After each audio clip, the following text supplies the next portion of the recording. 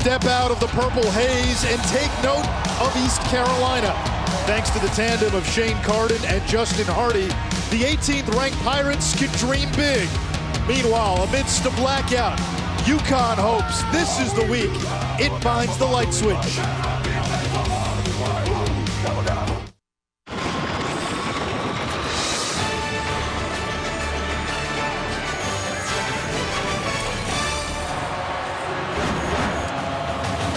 From Dowdy-Ficklin Stadium in Greenville, North Carolina, you're watching the American Conference on ESPN.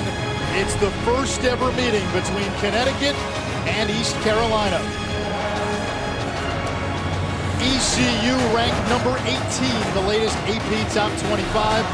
The Pirates, the highest ranked team from the non-Power 5. The only other non-Power 5 team in there, Marshall at 23, 5 spots behind ECU.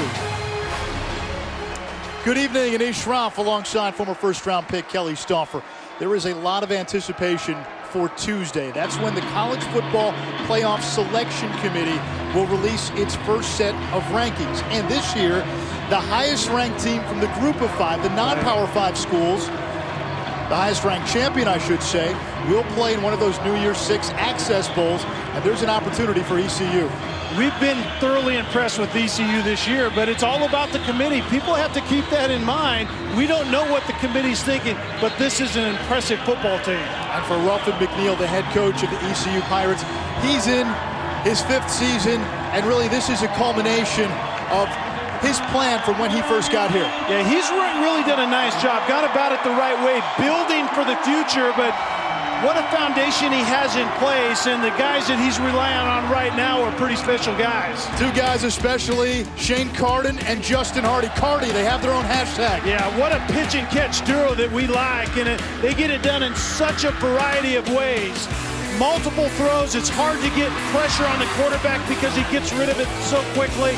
And Hardy has such a good feel for the game. They have tremendous chemistry. Those guys make it tough on every defense that they face. East Carolina won the toss. They will receive. ECU, number 1 in the American Conference in total offense. UConn, number 1 in the American in total defense. It's interesting that ECU wins the toss and wants the football. That's all about their MO. They want to get after you early offensively. Trayvon Brown, the deep man for the Pirates, and Bobby Puyol on to kick it off for the Huskies. It's a blackout here at Dowdy-Ficklin as Brown fields it from his own goal line. And Brown taken down across the 20-yard line. And we get a first look at this dynamic and explosive ECU offense. And the trigger man, one of the best in the nation, Shane Carden. He's ECU's all-time leader in passing yards, passing touchdowns, and completions. And Anish, what we're going to see is a special quarterback, certainly, and his skill set is just really off the hook. But the thing that is so interesting to me is he's very tough to pressure. He understands the game, but he also has such a quick release, and they get the ball out. It makes it tough because he gets very, very comfortable in the pocket. First down, play action. Carden's going to take a shot downfield, and just out of the reach of Justin Hardy. 2nd down and 10. Hardy this season on pace to break the FBS all-time record in career receptions. He's closing in on Ryan Broyles' mark, and if he gets 8 catches today, he'll move into sole possession of 2nd place. He certainly is their go-to guy, and that was a schemed start to the game, kind of an X release and trying to get him off to a good start. Play action again over the middle. There's Hardy across the 40, and a burst of speed, and Hardy close to midfield, tackled by Javon Williams. Watch the quick release, the play-action pass inside, the quick release by the quarterback to a speedy Hardy, and they move Justin Hardy around. You can't find him. 3rd straight pass, Carden being chased, and he just has to throw it away. Good pressure that time by Graham Stewart, the Florida transfer. Kelly, what are your keys to the game tonight? I think we're already seeing some of it. I mean, defensively, it's a low-scoring game. They just want to score one more point, does UConn, than the opposition, and slow the game down, limit the touches to ECU. ECU wants to go fast and faster, certainly up-tempo, and defensively, ECU smothers the run and then gets after the quarterback on third down. First running play for ECU, and it's Chris Hairston. Runs right into that UConn defense, a gain of a yard. And now a few extracurriculars afterwards. And that's UConn's game plan, is they want to stuff the run. It's about alignment, assignment, and keep your eyes on the key, because remember, this ECU offense is going to be getting after the defense in a very, very quick way. And so it's about alignment and assignment, and keep your eyes on the right thing.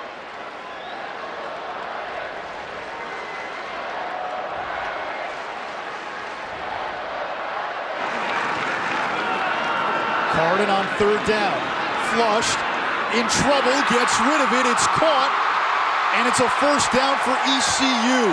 Trayvon Brown with a gain of 15. And the Pirates move the chains. Once again, Carty's mental clock. He understands the time that he has, and we see him go really fast right here. The pressure, but he knows how much time he has to get the ball off. There's the tunnel screen. It's Cam Worthy across the 30 to the 31-yard line. We've already talked a lot about Justin Hardy, but Anish, they have a gaggle of wide receivers. They have a bunch of guys that they unleash in this offense, and Lincoln Riley, the offensive coordinator, and his air raid system uses a bunch of guys in that wide receiver position. ECU going at warp speed on this first drive. That's Anthony Scott. And Scott, the freshman, picks up another ECU first down. Give him 8. For the Pirates, they come into this game with a 5-1 record. Wins at Virginia Tech. Wins at home against North Carolina. The only loss, a game you and I called, Kelly, against South Carolina. ECU was in that all the way until the end. A couple of bad decisions by Carden to start the second half, or they probably go there on the road to South Carolina and win that football game. On the jet sweep, Isaiah Jones throws it back to Carden. And Carden swallowed right at the line of scrimmage, no gain. Very good discipline by Williams, number 6, staying outside and keeping that contained and checking the quarterback. But that's normal procedure right here, is this offense. They like to have a gadget plays. They take a lot of shots. They constantly pressure the defense in a menagerie of ways. Already lined up in the slot, bottom of your screen.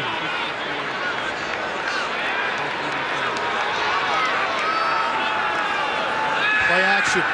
Carden steps up. Near sideline, caught by Worthy, and he takes it inside the 10, brought down by Byron Jones, the outstanding cornerback. First and goal, ECU. Yeah, Worthy was working on Jones, and a lot of time in the pocket. You can see very good protection, and it's actually about the third receiver that Carden looked at. Went through his progression, found the open guy. Worthy, a big target down here. He's 6'3", 220 pounds. And he's got a 43-inch vertical. Here's the pressure. Carden throws. The ball is tipped. And it's incomplete. And it'll bring up second and goal. Obi Melifonwu got his hand on it. Yeah, Melifonwu does a nice job of keeping his eyes on the quarterback. You don't have anyone to cover. Make eye contact with Carden. Melifonwu does right there and tips that ball. Very good defense. Tom Diaco, UConn's head coach, called Melifonwu the most talented safety he's been around. 11th play of the drive. Carden gets rid of it, throws for the end zone. Incomplete. There was Melifonwu again with good defense. Melifonwu in the secondary matched up on Brown and just trying to go. Really, it was an outside fade. It wasn't a corner route. That's where the fade took Brown on that particular play, but very good coverage once again.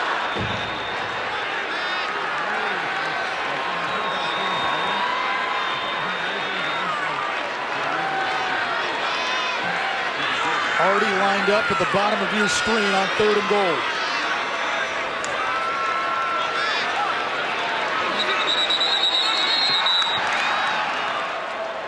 Snap infraction, offense, number 74. 5-yard penalty, 3rd down. That time they got the center, Taylor Hudson, who's the anchor of this ECU offensive line. Yeah, sometimes the center does forget the snap count, and that's what Hudson did on that play. Just went to snap it just a little bit early right there. You can see the flinch.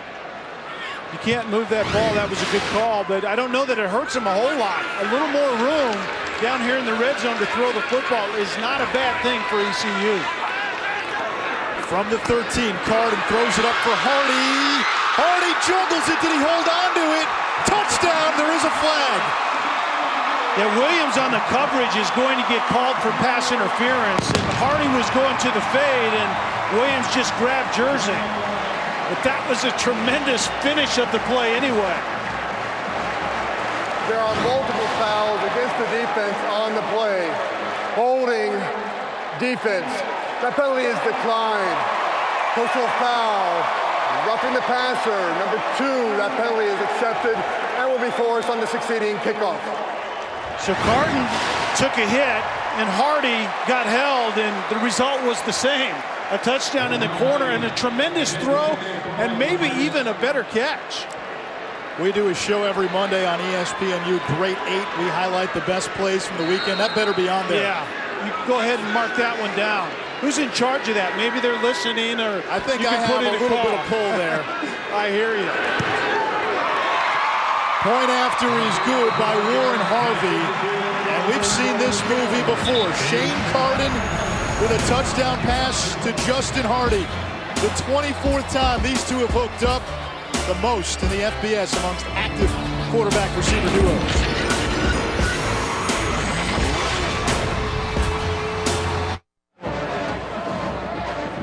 A touchdown pass from Shane Carden to Justin Hardy on East Carolina's first drive has given the Pirates the lead. And Carden makes a really nice throw and got hit late, but watch the catch. The tip and then the securing of the football with one hand. That is about as good as it gets, but we've seen it out of these two guys before.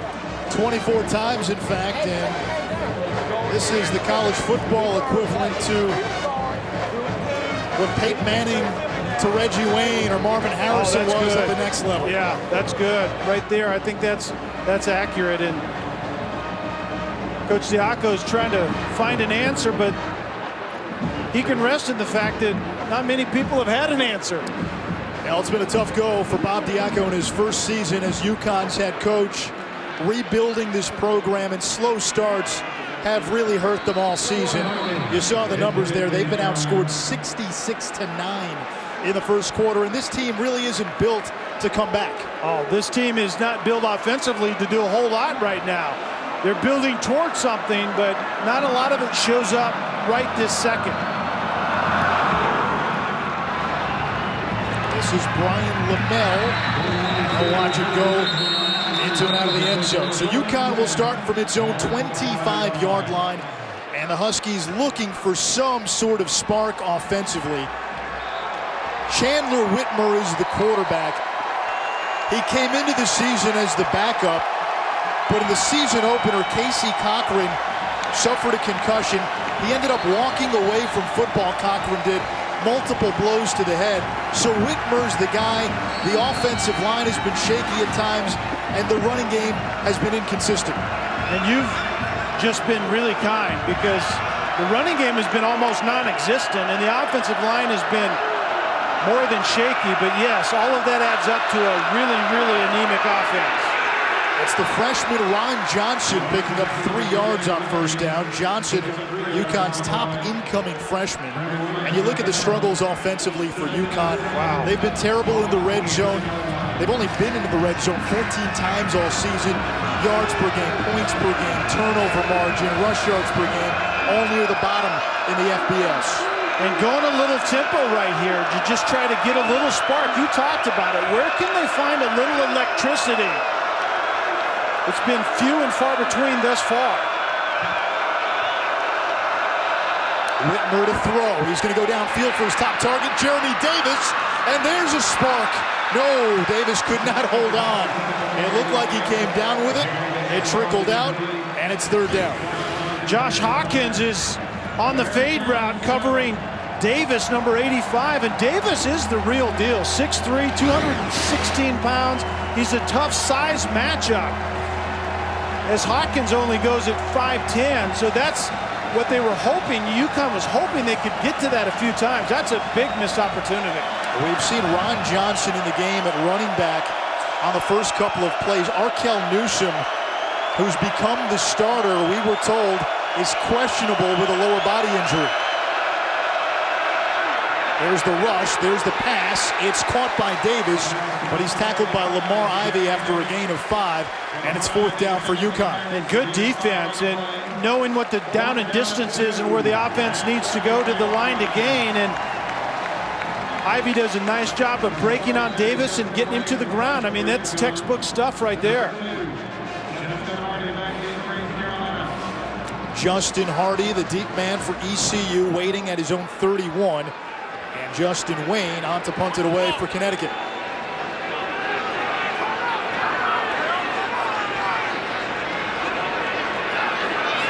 Wayne averaging 41 yards a kick. This one takes a bounce. Hardy fields it on a hop. Across the 35, slips a tackle. And Hardy run out of bounds at the 37-yard line, and we might have a late hit.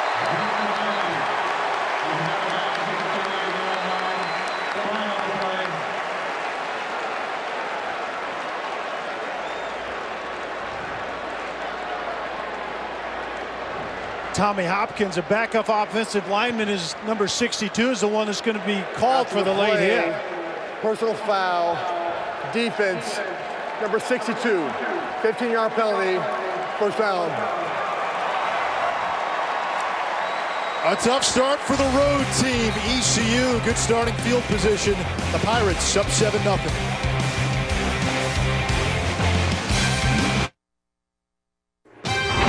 ESPNU Thursday Night College Football is brought to you by Disney Cruise Line. It's a blackout here at Dowdy-Ficklin Stadium. The Boneyard, the student section, decked out in black. The East Carolina logo and midfield, that's also gotten a paint job, black and white. And ECU looking to silence UConn early. The Huskies have had struggles in the first quarter. East Carolina scored on its first drive, and thanks to a UConn penalty on special teams, the Pirates will start their second drive in Husky territory.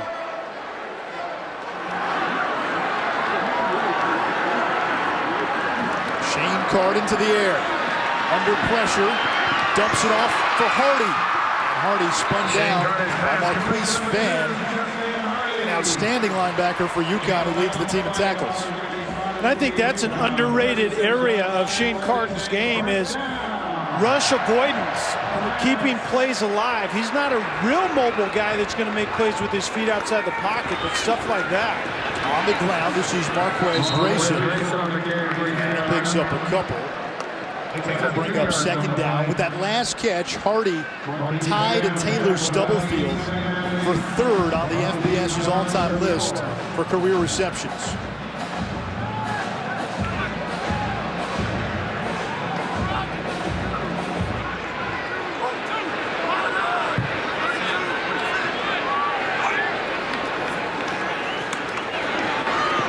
Carden takes a shot downfield, and he overshot his intended target, Trayvon Brown. Brown wants a flag, no penalty, and now a late penalty.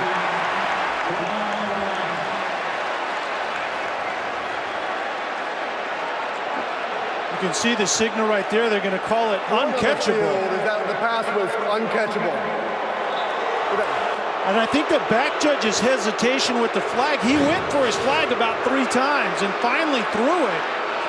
It was pass interference, but the ball was ruled to be uncatchable, well over Brown's head, and I'm not sure I agree with it, but I understand why the officials called it that way. Big defensive series here for UConn. 3rd and 8. Four-man rush. Carden flushed. Throws on the run. If the play stands, it's a first down. There is a flag. Yeah, I think that quick pressure inside and an offensive lineman had to grab hold. I think that's what this call is going to be. And pretty decent pressure early by 3 or 4 rushers from UConn defensive front-wise. You know, they're not a heavy pressure team. They need to count on their defensive front to get it done. Offense, number 65. 10-yard penalty. Go down. That's J.T. Boyd at the right guard. You see the right guard there, and then the quick pressure up inside. You see the stunt that they missed. 59 was coming up inside. That's Diggs, and they didn't pass it off quickly enough. The guard, Boyd, should have sit inside a little bit more. They were late sorting that out. So now 3rd and 18. UConn dropping 2 safeties way back.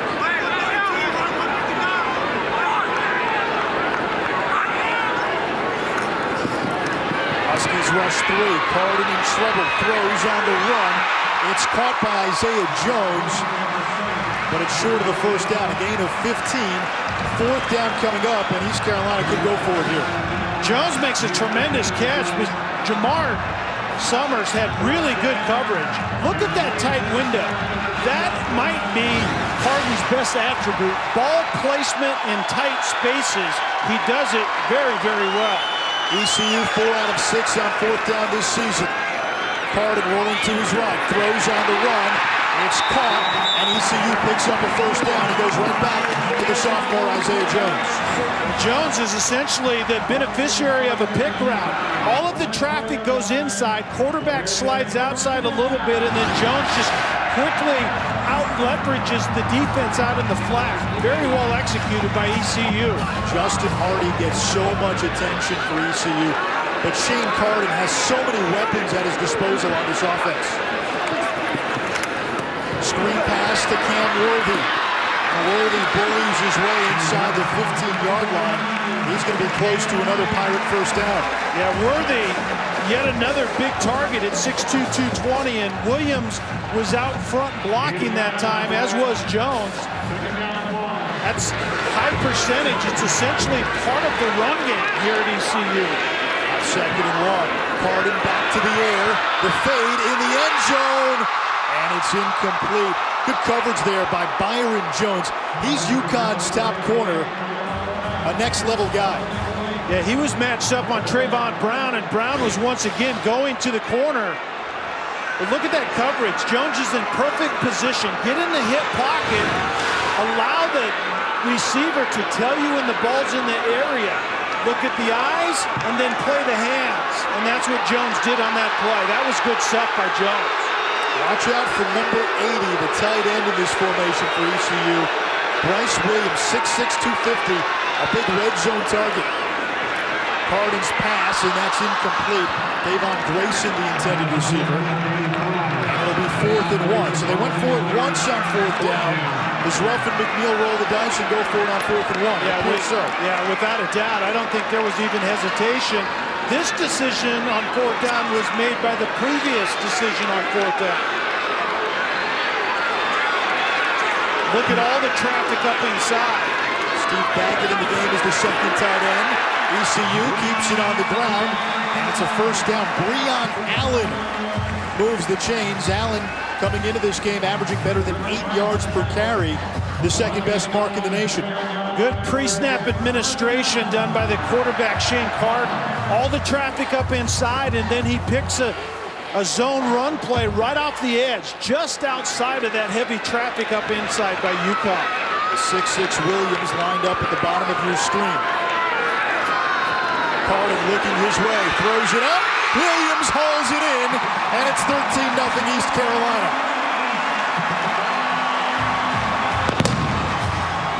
6'6", 250. You say, hey, big boy, go up and get a rebound. Williams, the corner, was 5'10", 190, outweighed by about 60 and about 6 inches. Good ball placement once again, and then go out, go up and fight for the ball, and Bryce Williams does that. That seems a little unfair. You're saying, what else do I have to do there? You can't be in better position, but you can't defend the ball above your head where you can't go. I mean, that's the bottom line. Yeah, unless he grew about 4 inches. Receivers do that. Those big guys come back and say, hey, they can't defend me up the elevator shaft. And that was a good example. Point after is good. East Carolina converts 2 4th downs. And the drive capped by this. Shane Carden to the big fella. Bryce Williams, his 2nd touchdown catch of the season.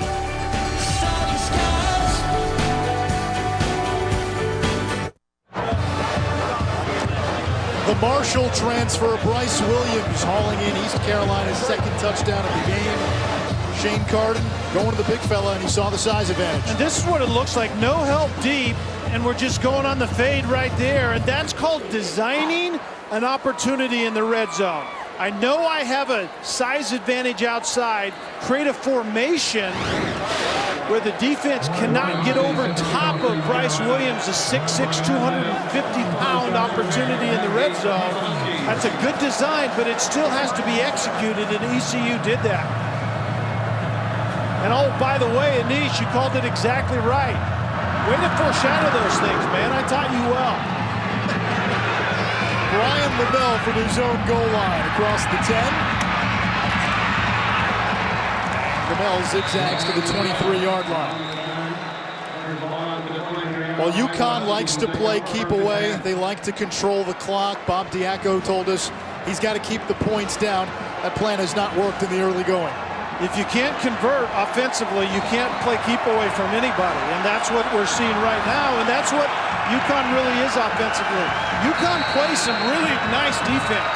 They can't match that offensively at this point in time. We have still yet to see Arkell Newsom, the talented freshman running back, Ron Johnson in the backfield. And Johnson gets the call. Now it's a pass. Whitmer faked everybody, and there's the explosive play. Thomas Lucas, a gain of 43. Well, you're expecting the run with UConn, and a little trickeration. Yeah, zone run inside, and then it's an option run pass outside. And Lucas gets by the defender, and the defender's in no man's land. Am I a run defender now, or am I still in coverage? And that was the wrong choice. And that play is designed to make the defender wrong every time. That's a new wrinkle out of UConn offensively. We need to see more of that. UConn has not scored a touchdown in the first quarter this season. There's the screen. It's Deshaun Fox. And Fox sprints past the defender and picks up the Huskies' first down, a gain of 13. This is a team that hasn't thrown the ball a ton this season. Starting to see some plays in the passing game. Right, and that also is essentially an extension of the run game. We can't run it in the box well. Take our offensive line out of it and pop it out to Fox quickly. That's a good play right there. You know, Anish, we also might see Fox motion into the backfield today, number 4, and become an extra weapon out of the backfield. Yeah, he's been used at times as the Wildcat guy. Third straight pass. Whitmer, a little bit of a rhythm, finds Demir Bradley, and Bradley picks up another Connecticut first down, give him 11. So UConn, 3 big plays through the air to start this drive. I really believe that Whitmer is capable of doing this. He typically doesn't have a lot of protection, but when the ball can come out quickly because of the design concept downfield, that will work for UConn. You would expect tighter coverage by ECU very quickly. Give us to Johnson, running behind the fullback, Jasmar Clax. Johnson churns forward for about 3. Second and goal, and this has been a trouble area for Connecticut, the red zone. 14 trips this season, only 3 touchdowns. You know, and conversely, to put that in perspective, ECU has 30 trips coming into this game in the red zone. So well over twice as many trips. You can't be efficient enough if you don't get down there very often. Noel Thomas lined up at the bottom of your screen. And Jeremy Davis at the top. Offset eye. That's a toss to Johnson. Gets a block from Clax. And Johnson Spun down after a gain of 6. 3rd and goal from the 1. And the toss sweep outside is another play that has emerged lately. Up at the top is Jeremy Davis, 85, to block that edge. He cracks inside. You get polling offensive linemen that reestablish out on the point outside the defensive end placement, and then you get a hard run up inside. That's really good stuff. 2 tight ends and a fullback on 3rd and goal. The give is to Johnson. And I don't think he got in. 4th down. You got to go for it, right? Points challenged, you have to take advantage of this opportunity. There's not a lot of movement up front by that offensive line, and that's really been a consistent theme. That's the problem. The red zone run game or the midfield run game or the backed up run game just hasn't worked well this year. Inside runs are hard to get against ECU. They essentially play 3 defensive tackles up front in that 3-4 scheme. UConn trying to get in on 4th down. No signal yet, and now a signal. Connecticut has its first touchdown of the first quarter. It's Chandler Whitmer on the quarterback sneak. Good job of just kind of the quick count. Hurry to the line of scrimmage and go rather quickly before the defense can get set. You can still see ECU defensively not quite set, and that's where you can get more push. When the defense isn't anchored, catch them off guard, and good job of using that by Bob Diaco's team right there. That's probably as impressive a drive that we've seen from UConn all season when you think of chunk plays and explosive plays to get UConn close, and then the ability to punctuate. Yeah, in today's college football, you have to have chunks, you have to have explosives, and UConn got some on that play through the air of all things. That was a really, really nice drive. So Connecticut responds. It's 14-7, and we remind you, coverage of college football on ESPNU continues this weekend. Georgia Tech trying to bounce back from a loss to North Carolina. The Yellow Jackets in Pittsburgh. The Panthers, one of 3 teams in the ACC Coastal with 1 loss. And then, Kelly, you and I will be in Death Valley. Syracuse taking on Clemson. Cole Stout once again getting the start for the Tigers with Deshaun Watson hurt. I like Syracuse defense in that matchup as well with the stationary Cole Stout. Look at the Atlantic. Florida State, by the way, big game next Thursday at Louisville. The Cardinals last week had a healthy Devontae Parker. Michael Dyer had his best game in a Louisville uniform. We know that Louisville defense is good. It's one of those signature moment opportunities for Bobby Petrino. That could be interesting next Thursday. That could be, because you can hook your wagon to a really, really good defense. There's Anthony Scott. And he's dropped to the 25-yard line. You look at the trajectory of this ECU program. Skip Holtz, of course, who also coached at UConn, did so much for the Pirates. 2 Conference USA titles. He was here from 2005 to 2008 as the head coach. And then Ruffin McNeil has really taken this program to another level. 3 bowl appearances. Last year, ECU won 10 games. And this year, again, if they take care of business on their end, you got to believe they'll be in the driver's seat for one of those New Year's 6 bowls.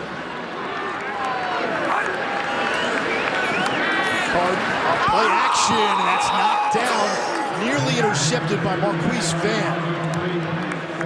Great route recognition by Van. Just gets out of his zone and breaks on the ball. And you not only have to see the quarterback's eyes, but you also have to know where the route is in your neighborhood. Van does all of those things on that play. UConn with a 3-4 defense like ECU. Little screen pass. There's Breon Allen. He's dropped to the 28, only a gain of a couple. 3rd down.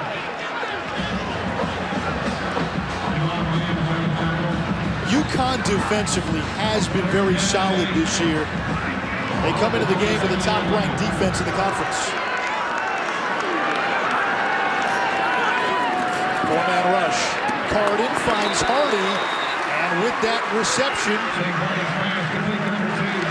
Justin Hardy is now in sole possession of 3rd place On the all-time receptions list in FBS history, he just passed Taylor Stubblefield.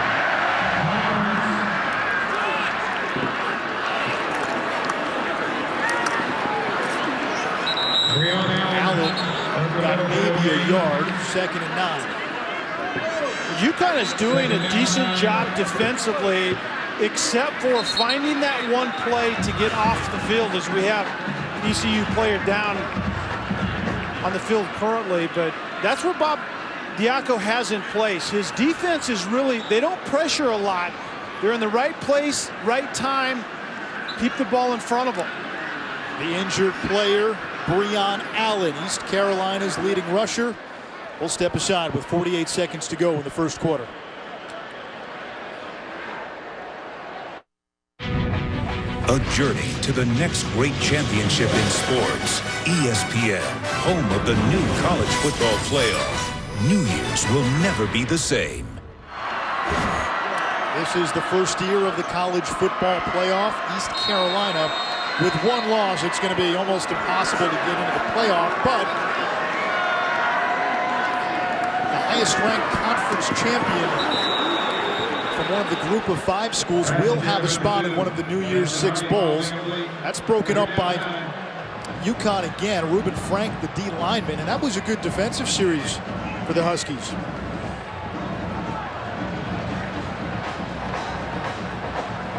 Third and 9 coming up. And ECU going with a 3-by-1 to try to isolate Hardy to the bottom of the screen here, try to prevent UConn from getting help over there. Carden's pass over the middle. And this is going to be close. It'll depend on the spot. It's caught by Grayson. You can see that Carden is wanting to go fast again, and that's Lincoln Riley's MO. They want to go exceptionally fast. It puts extra pressure on the defense, thins the defense out, and doesn't allow the defense to substitute. It is a first down.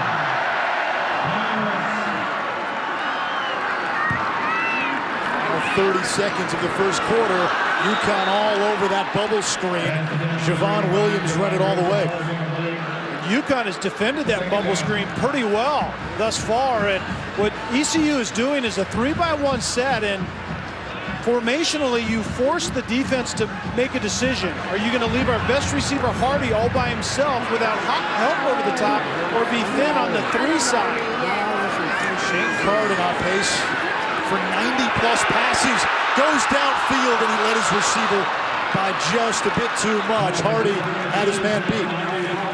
Melon Fonwu on that play, number 20, was beat. Middle open, Hardy's on a post, Carden sees him and just airmails it. That's a big swing and a miss right there. Usually number 5 and number 2 find each other on that play. 24 passes for Carden already in the first quarter. What do you think the game plan is? I think they're going to put the ball in the air. Hairston in the backfield. Pass number 25 coming up. If Carden gets it off, he does. And it's caught near sideline. Cam Worthy with the catch. Fields with the tackle. And that should take us to the end of the first quarter. Watch the movement in the pocket. It's not being able to run a 4.5 40. It's the avoidance of the rush to get your throw off. And Carden is very good at doing just that. Kelly, Carden is on pace for 100 pass attempts. They might get there. 25 attempts in the first quarter. East Carolina with touchdowns on its first 2 drives, leading UConn 14-7.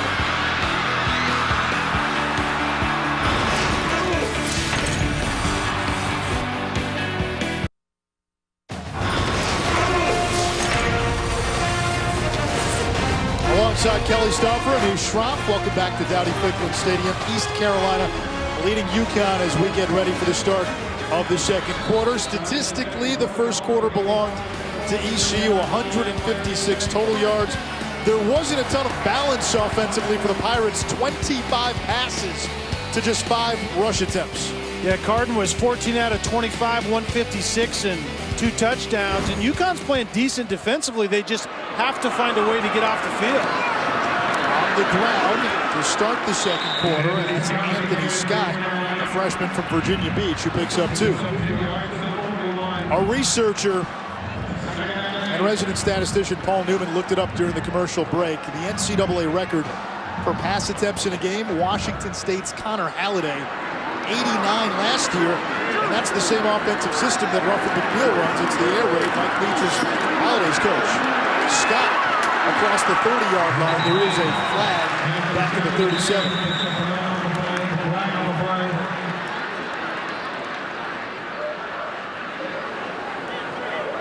Holding, offense, number 72, 10-yard penalty, second down. Yeah, 72. McKinney was out on the edge, blocking for this kind of stretch zone run, but he was holding Reuben Frank. Reuben Frank is defensive end / outside linebacker and is doing a really good job thus far. Number 47, Reuben Frank, right there, is having himself a nice evening thus far. ECU worked on the penalties during its bye week. Both teams off a bye. Pirates, as you saw, will have their share of penalties. Carlin on the run and just throws it out of bounds. And now a flag at the end of the play. Incomplete pass. Flag on the play.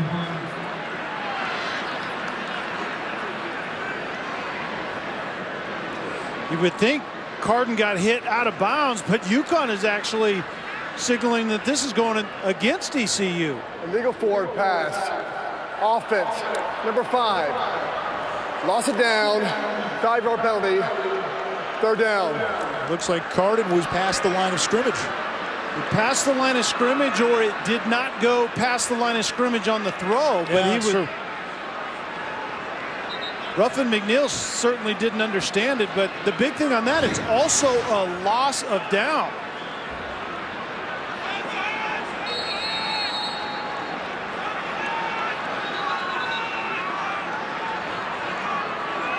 Yeah, it looked to be about a yard past the line of scrimmage there. And now it's 3rd and long. ECU 5 out of 7 on 3rd down so far.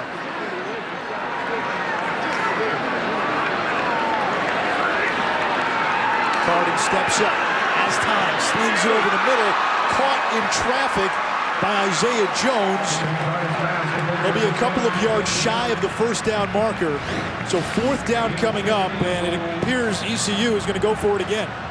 Yeah, and why not? And that was a really good catch by Isaiah Jones. And the strategy coverage-wise for UConn is drop 8 and try to just create structure that the quarterback Carden has to throw through, and so far he's been pretty successful. Carden on the quarterback keeper, tackled by Stewart in the backfield. And UConn will get it back on turnover on downs.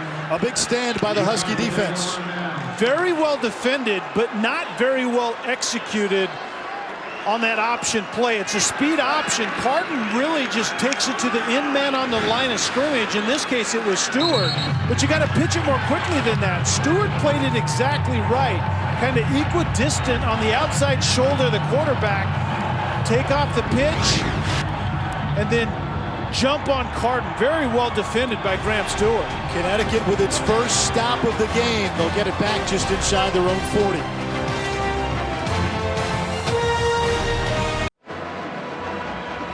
UConn getting its first defensive stop of the game, and the Huskies looking to answer with their offense. This season, Connecticut just 1-5. This was their 1 touchdown in this game on a quarterback keeper by Chandler Whitmer. And there's the defensive stop. Graham Stewart tackling Shane Carden in the backfield for turnover on downs.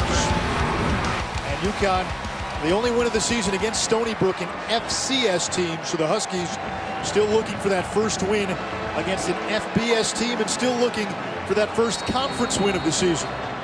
And that touchdown, importantly, followed by the defense getting off the field. When you back that touchdown up with a defensive stand against this offense, that can create some really good momentum.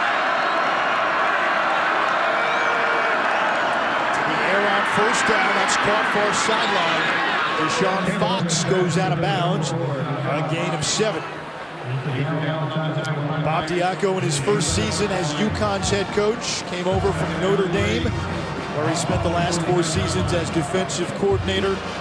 Was the DC on that Irish team that reached the BCS championship game a couple of years ago. And he's got a vision in place. It's a long-term vision, and his mantra this season has been 2014 for UConn is research and development. The product isn't quite ready to be rolled out just yet. False start. Offense. Number 85. 5-yard penalty. 2nd down. And that's a killer for a Huskies team that struggles to move the ball. You've got 2nd and short. Now you back up into a passing down. Yeah, you're exactly right. When you're being challenged for yards, let alone points, you can't afford pre-snap penalties. And that one was Jeremy Davis, a 4-year junior, and you just can't have stuff like that.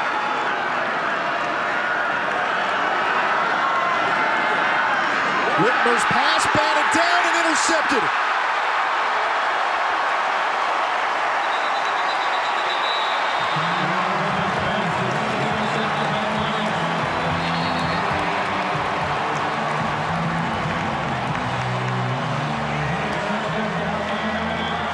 I believe it was Terry Biles, number 95, the defensive end. It is Biles. I think he got the tip and the catch. The big boy getting in the throwing lane. I believe it was him right there. Yes, out on the edge. How about that? It was the stunt up inside, so the defensive end is actually looping outside and gets in the way of that pass. That's a good job by that big boy at 6'2", almost 280 pounds. A senior from High Point, and that's been a problem for UConn. Turnovers. They are now -10 in turnover margin on the season. Here's Hairston on 1st down. Tackled from behind by Stewart after a gain of 3. I think an adjustment right now by the play caller, Lincoln Riley, is that was the first time we've seen the 2-back presentation in the run game. UConn played well defensively on that last series, got ECU off the field, and so now ECU comes out with a 2-back attack in the run game. Grayson checks in as the running back. Carden fakes it to him. Plenty of time. And that's hauled in by Justin Hardy. There is a flag.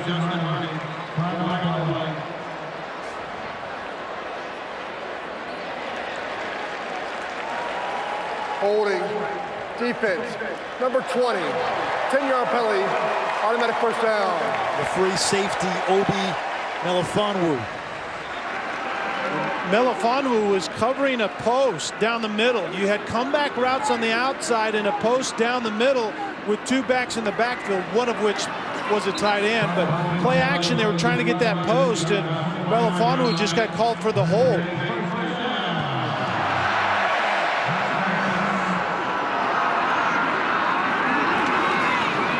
Carden will hand it off. And that is Breon Allen, so he's okay. Got banged up a little earlier, back in the game. And Allen, the team's leading rusher, gets 5. And Allen is that running back that makes the running game at ECU different. A different presentation, the most complete back for Lincoln Riley on that side of the ball.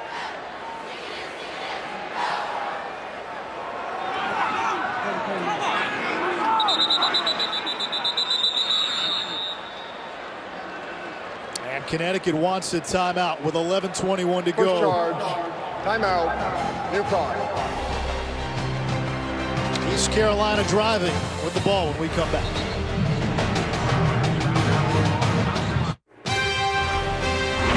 ESPNU Thursday Night College Football is brought to you by Infiniti, luxury cars that deliver inspired performance. East Carolina has declared a blackout for tonight's game. And the Pirates in their black jerseys.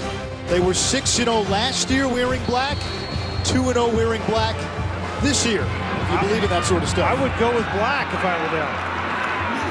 Here's the pressure. Carden finds Jones. Jones wrapped up right at the point of attack. Good play there by Andrew Adams, and now a flag after the play. Adams made a great tackle in open field against Isaiah Jones. I think it was his help that came in late that's going to get called for this. After the play, personal foul. Defense, number 47, late hit. After this, it's the goal.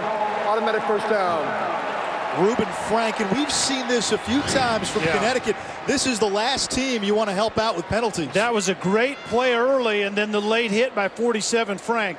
I like the hustle, but you also have to make a smart hustle play, and that was not at the very end.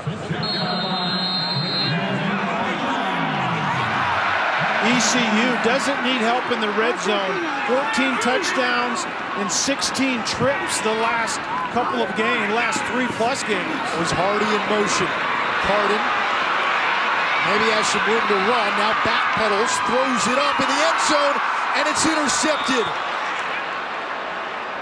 Picked off by Byron Jones, his second pick of the year, and UConn's only 2 picks of the season. We saw a couple of these in the second half against South Carolina, and they lost the game. Throw this ball away. In the red zone, you don't make plays like this. That's a late game play if you need it. It's not a play you make right here. That's a bad decision by a very, very veteran player that doesn't make those type of decisions very often. And to give you an idea, Cam Worthy, the intended target, has a 43-inch vertical. So to get it over him, he really airmailed it. New quarterback for UConn. It's Tim Boyle, the sophomore from Middlefield, Connecticut. So Whitmer threw an interception. Boyle checks into the game. Checks down to his running back, Josh Mariner. And Mariner, a big physical tailback, picks up 6. Coaches say he seeks contact. Bob Diaco told us that Boyle is probably the long-term answer at this position. He just doesn't connect the dots quickly enough to be out there all the time. When they're trying to play clean, sometimes it's difficult to play a young player at that position in particular. The zone read. This time it's Mariner on the give. And Mariner across the 30-yard line. It looks like he's got a UConn first down. You're right, Anish. I like the way Mariner runs. He's a physical, put your foot in the ground and get downhill type of guy. That's the attitude that UConn needs in their run game. Bob Diaco calls Mariner, pound for pound, the strongest player on the team. He's compact, 5'9", about $195. He finishes runs well. They'll go right back to Mariner, and this time he's turned away by that ECU front. A lot of mass up front for the Pirates. They're 3 D linemen in that 3-4 scheme. They all have the build of defensive tackles. Yeah, they have the build of defensive tackles, and then you have Zeke Bigger, who is in on that tackle, who plays downhill about as good as any middle linebacker in the college football game right now.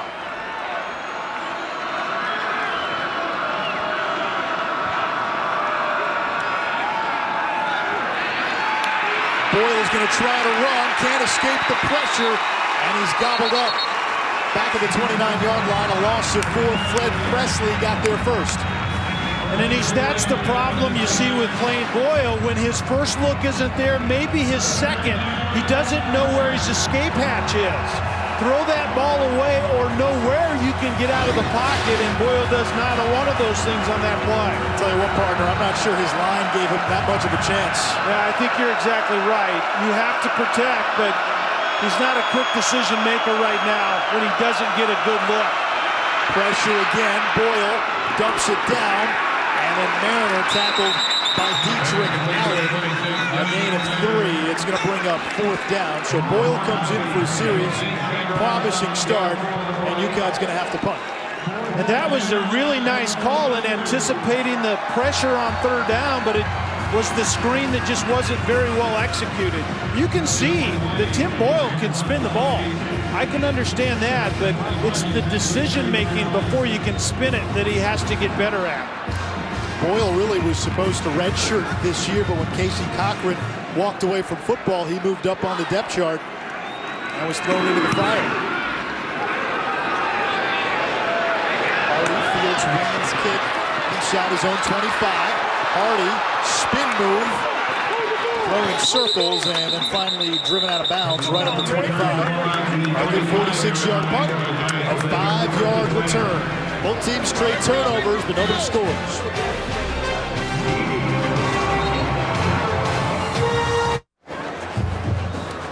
The one word Ruffin McNeil uses to describe his program is family. He considers himself a father to his players. And look what happens when Trayvon Brown, with a towel on his head, leaves the field. He would later come back.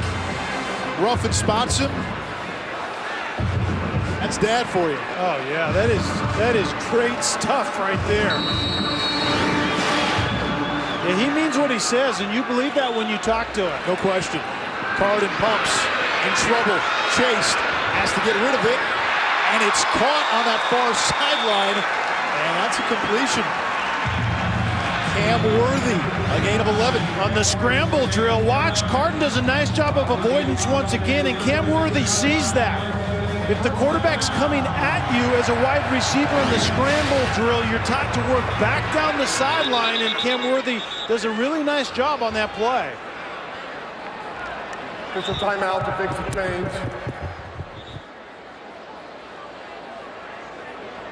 Refs want to get a line. 7:44 to go first half. East Carolina scored on its first 2 possessions. The last 2 ended in a turnover on downs and a turnover. Carden downfield has a man, and it's incomplete.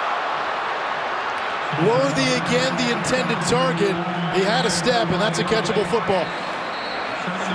Yeah, and a missed opportunity, very well designed, and Worthy just doesn't quite secure that ball, and that's a tough one. That ball was kind of drifting a little bit back over him, and Worthy let it get into him a little bit, and that's a hard thing to do, is keep stride down the field on the post route and then secure the ball that was kind of going back over his head just a little bit. Worthy's been a big play threat, averaging better than 22 yards a catch this season. Hairston picks up 4. 3rd down for East Carolina. The Pirates entering play 49% on 3rd downs. One of the best marks in the nation. We saw that drop by Cam Worthy, and that big play is the calling card for Lincoln Riley's offense here at ECU. They haven't had a lot of big plays tonight, but they certainly don't mind going for those chunks. Here's the blitz. Carden gets rid of it. It's incomplete. Javon Williams on the coverage. Grayson the intended target. So 4th down. Wow. And now 3 drives in a row. UConn has been able to make a stand. They got to stop on 4th down, then forced a turnover in the end zone, and now forcing ECU to punt. And uncharacteristically, ECU just is kind of misfiring, and I put a lot of that on Carden. You know, he's known for ball placement. Ruffin McNeil talked about the fact that his quarterback places the ball so well, and the ball's been off frame a couple of times, and it's resulted in them getting off the field or being taken off the field. It's interesting, and remember, ECU needs to make an impression. Deshaun Fox, a dangerous returner, averaging 15 yards a punt return. He took a punt back against Stony Brook for 72 yards. Worth Gregory, the Alabama transfer, on drive punt. Fox won't touch it as it rolls dead inside the 20. A 41-yard punt, no return. Saturday at noon on ESPNU in the Big Ten. It's Minnesota taking on Illinois. The Gophers looking to make it 5 straight against the Fighting Illini and Tim Beckman. And that's part of a packed weekend slate on ESPNU. Friday in Mobile, South Alabama taking on Troy, and then Saturday a couple of ACC games and a battle in the SWAC to cap off the evening. Chandler Whitmer back into the game after Tim Boyle got the last series for UConn. Whitmer over the middle, his receiver was bumped, and that's going to be a flag. Thomas Lucas, the intended target. And I think Dominic Lennon, the safety on coverage right there, is going to get called for the pass interference.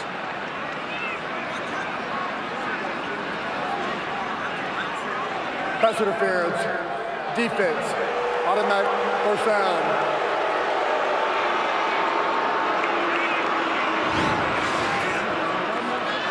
And I do believe it was Lennon. As you can see the in route right there. And Lennon was that guy. The receiver was just trying to cross the face of Lennon. Thomas Lucas was run the in route, and Lennon reached up and grabbed him, but the problem was the ball was in the air. Pass interference. Ron Johnson in the backfield, Whitmer in the gun. Two tight end look.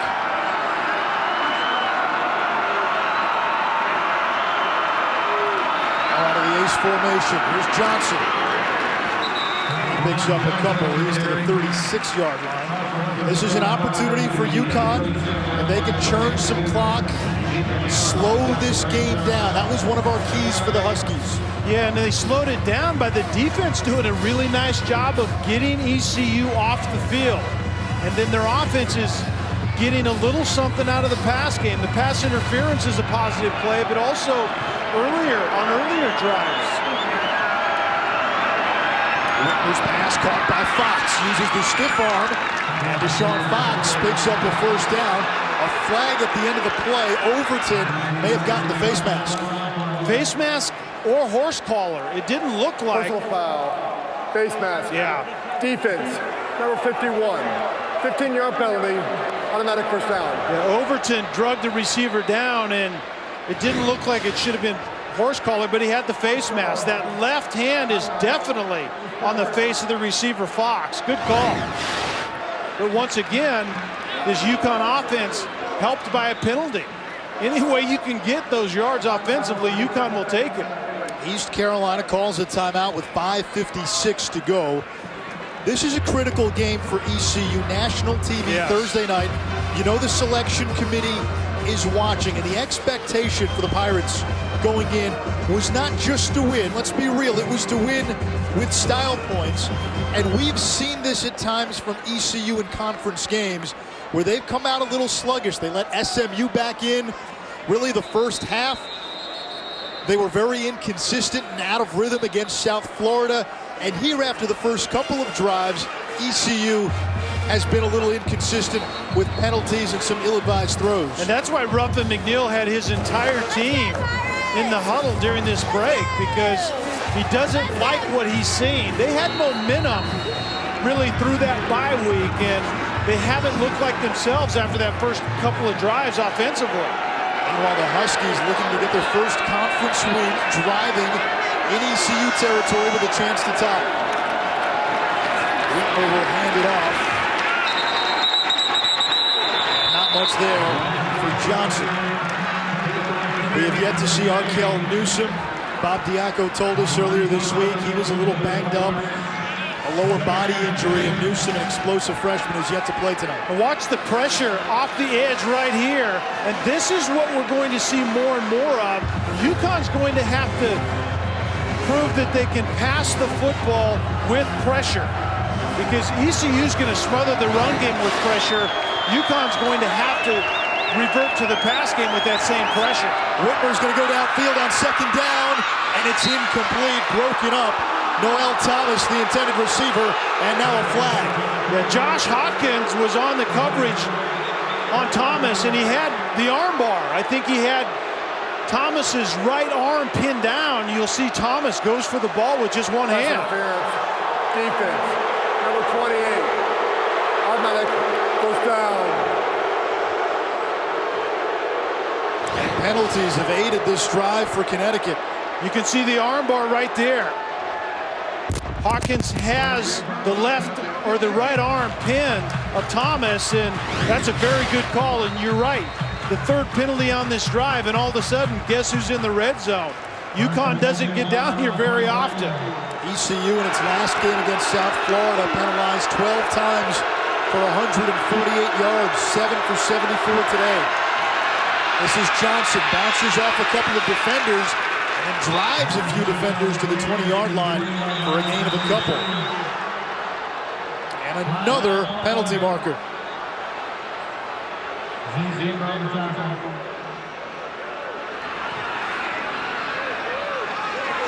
After the play, personal foul, offense, number 73, unnecessary roughness. The down will count, second down. It's the center, Alex Mateus, and that's at least the third personal foul on Connecticut today. Yeah, it's getting a little chippy, and those offensive linemen in particular, number 73, you can see him come in late. Offensive linemen do that all the time. They come in called peeling the pile. You peel guys away from the pile so they're not jumping on your own guy, and Mateus just called a little bit late that particular time. Once again, I like the desire of Mateus, just a little bit late. Second and long, and whistles. Second charge, timeout, UConn. I like the timeout here by Bob Diaco. This timeout will be 30 seconds in length. 4.5 to go here in the first half. Key drive. You're in East Carolina territory. Talk this through, 2nd and 23, on how to get something out of this possession. Well, I think that's exactly right. Your offense isn't used to being productive, and certainly hasn't consistently been productive in this situation. Long down and distance, so you tell the quarterback exactly what we want out of this play. You don't need it all, but we're in scoring territory. We need a positive play to get us to 3rd down. We at least need a really good field goal attempt on this drive.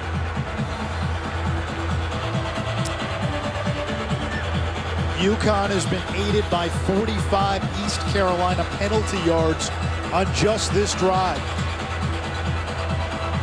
Whitmer just needs to have good decision-making right here, because remember what the goal is. At least 3.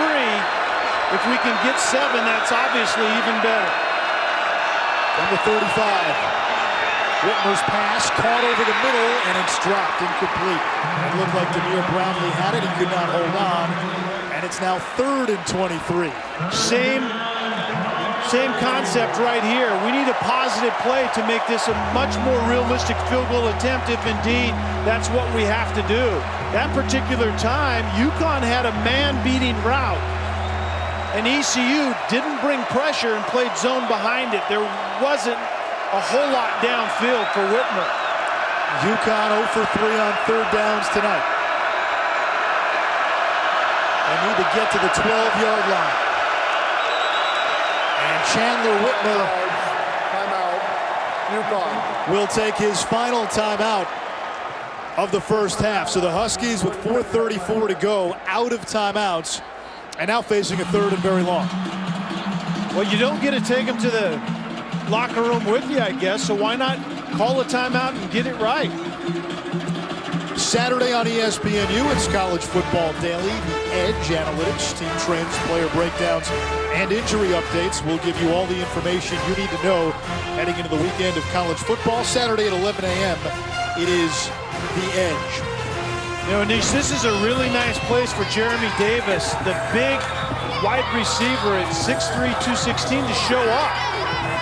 ECU acted like they were going to bring pressure the time before, but dropped into a zone. If indeed they do that again, Davis is that big-bodied guy that needs to find that void, but I don't even see him on the field right now. Yeah, Davis not in the game on 3rd and 23. 4-man rush, screen pass to Mariner. Mariner taken down at the 31-yard line, so 4th down coming up. And from here, UConn is looking at about a 48-yard field goal, which would be a career long for Bobby Puyol. Yeah, that's exactly why we needed a much more productive play than that. We didn't get quite enough. Puyol this season, 2 out of 3 from beyond 40, and now East Carolina calls a timeout. Second charge, timeout, East Carolina. And Anish, what I think East Carolina wants to do is just make sure that they talk through the ability right now for UConn to run some kind of gadget play out of this field goal attempt. Remember, the kicker is not exactly in his comfort zone. Now, given what we've seen from Bob Diaco's teams through the early part of this season, do you think a gadget play is in the books? Well, when my kicker isn't in his comfort zone, everything is on the table. But you're right. I would rather, if you think your kicker has a chance from here. 3 points right now looks really good on the board for us. Remember, UConn will get the ball to start the second half. East Carolina, since those first 2 drives, has missed some opportunities. There's been a turnover on downs, an interception in the end zone, and UConn can make it a 4-point game if Puyol can connect from 47. This would be a career long for the sophomore from Florida.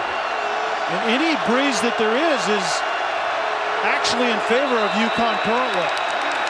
And now a penalty marker.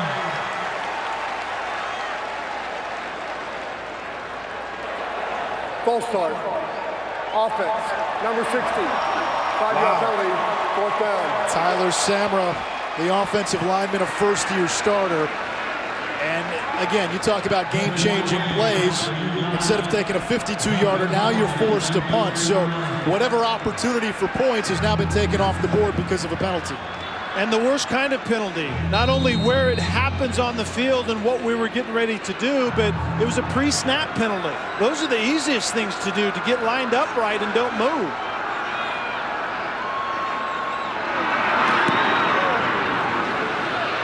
Ryan punts this. It's down inside the 10-yard line, so a good special teams play, but a missed opportunity by UConn to maybe get some points. ECU will start at its own 5-yard line when we come back.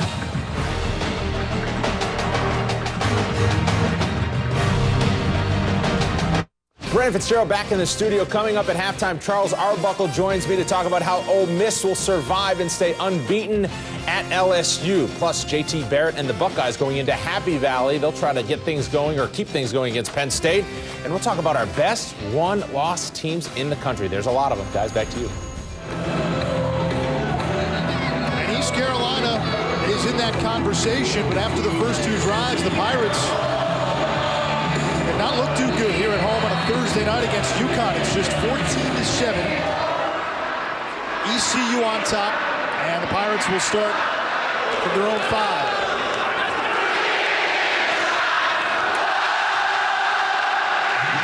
Grayson brings it out to the 11-yard line as the student section gets in on a little Bon Jovi.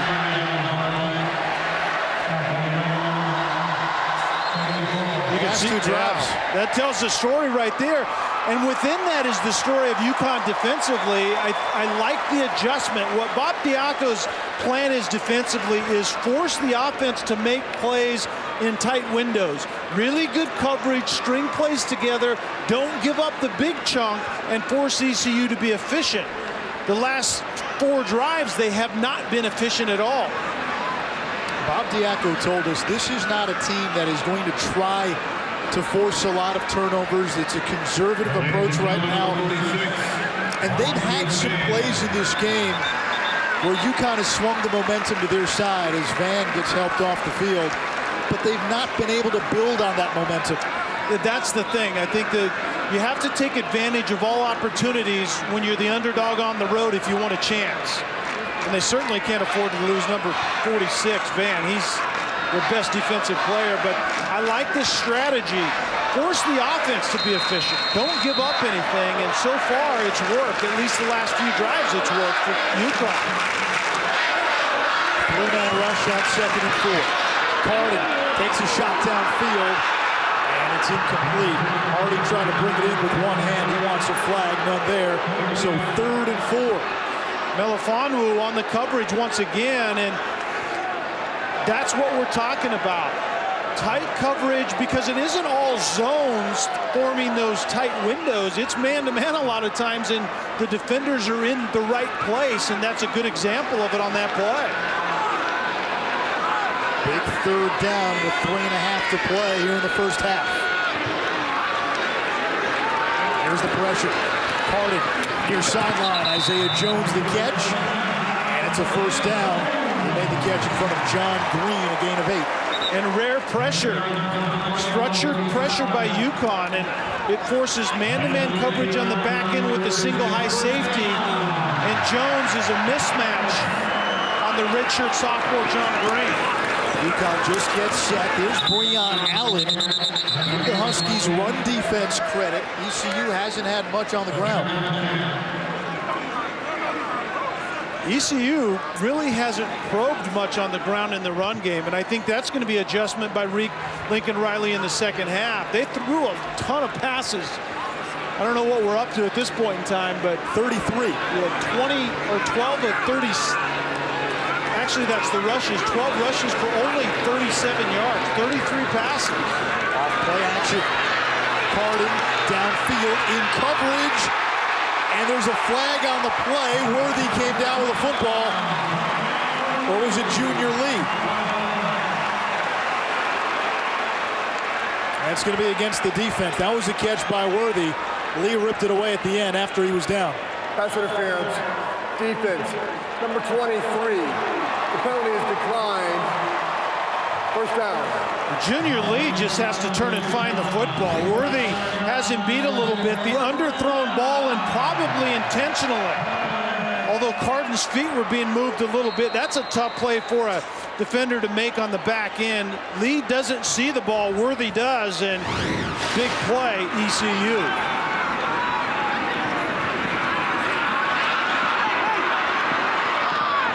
Gets rid of it. That's caught by Hardy. He's tackled by Javon Williams. A gain of 8, and for Justin Hardy, his 5th catch of the game. Once again, UConn being content to rush 3, drop 8, and force Carden to find the window, and Carden's having a difficult time doing that right now.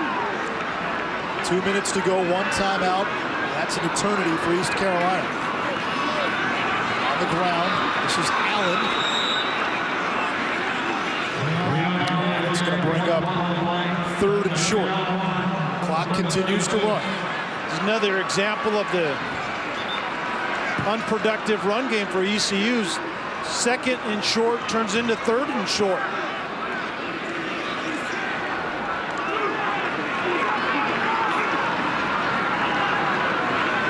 You can see the rush defense by UConn in the season, and then backing that up here tonight. 3rd and short. East Carolina keeps it on the ground. And it's a first down for Breon Allen, and that will momentarily stop the clock.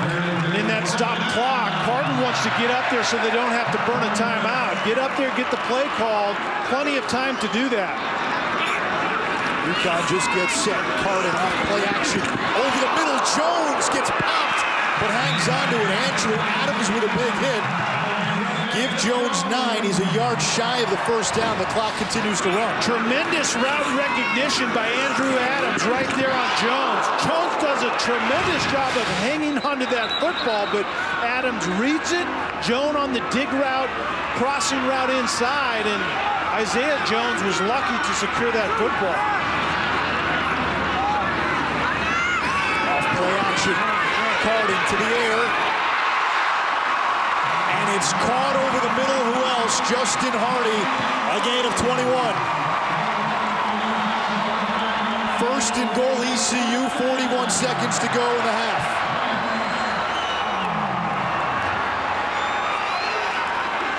Carden, quick release. Throws it up in the end zone. Flag on the play. It's ruled incomplete, and that's going to be on Javon Williams. Williams matched up on Hardy once again. That certainly is what Carden is finding as a favorable matchup for ECU currently. There are multiple fouls on the play. Holding, offense, number 74. DPI, defense, number 6. The foul's offset. First down. So Taylor Hudson, the center up inside, and then on the back end, you can see right there the quick pressure up inside by Campini, and then you see the pass interference on the other end. The center essentially had no choice right there but to grab the defender. This time Carden from under center rolls to his right, and he'll throw it away. This drive, remember, started back at the East Carolina 5-yard line. You have an offense tailor-made to do it, and you have a quarterback and at least one receiver, if not about 4 or 5, that are tailor-made to do it as well. This has been textbook short time stuff. This could be another Bryce Williams moment. He's lined up in the slot, the 6'6", 250-pound hybrid tight end receiver.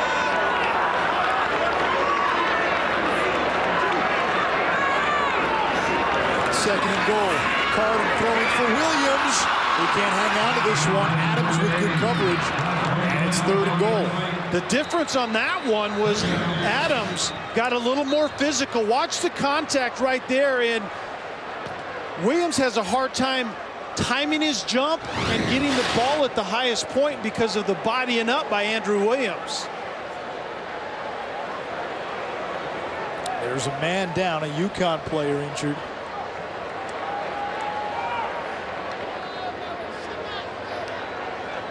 Brian Jones in that secondary as well. Certainly has looks like a ginger left shoulder. But I really like what that secondary has done. I mean, ECU went on this drive, but route reading and breaking on the throw has been played at a high level for that UConn on the back end. Well, if Jones would have to leave the game, this would be a big loss.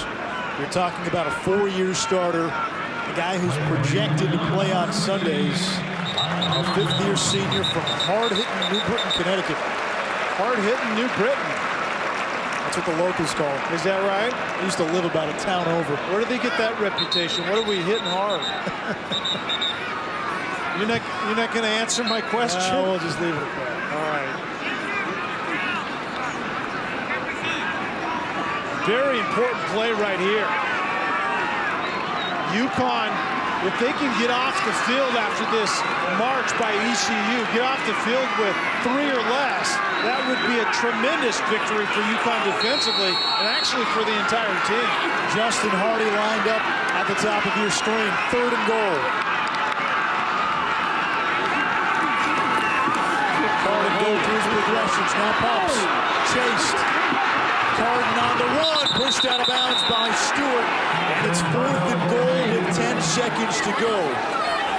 UConn did such a tremendous job in coverage. They had press coverage, and what ECU is trying to do is actually run a pick play with an X release, they call it, on the bottom. That's why Carden has nowhere to throw the ball, because the coverage for UConn just devoured it. And then you can see Carden get pushed out of bounds late. That was a tremendous defensive play by UConn. We've been impressed so far by this UConn defense after the first couple of drives. And now the kicking game for East Carolina, which has been problematic. Warren Harvey has missed 3 of his last 4 field goal attempts. And I don't think East Carolina got the playoff in time.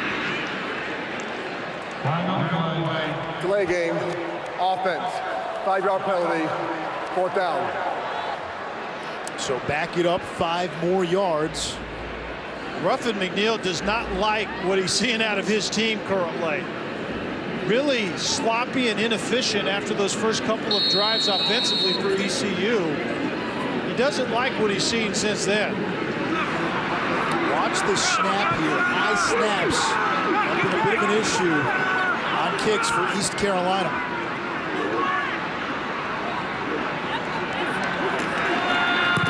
Harvey's kick. No good. That was Shankopotamus from the beginning.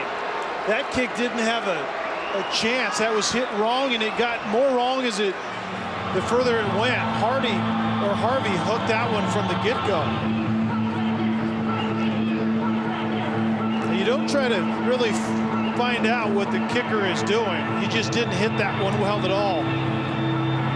And you wonder why ECU has gone for it so many times on 4th down. They don't really trust the kicking game. And Shane Carden, big numbers, but he's cooled off here in the second quarter.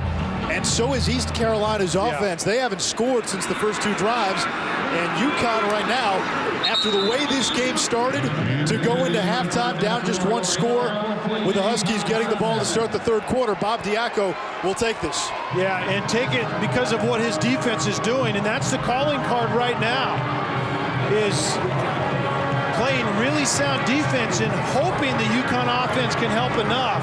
So far, it's been a pretty good game plan. A UConn team that is winless against FBS teams, down by just 7 to 18th ranked East Carolina. It's time for halftime. Here's Brendan Fitzgerald in the studio.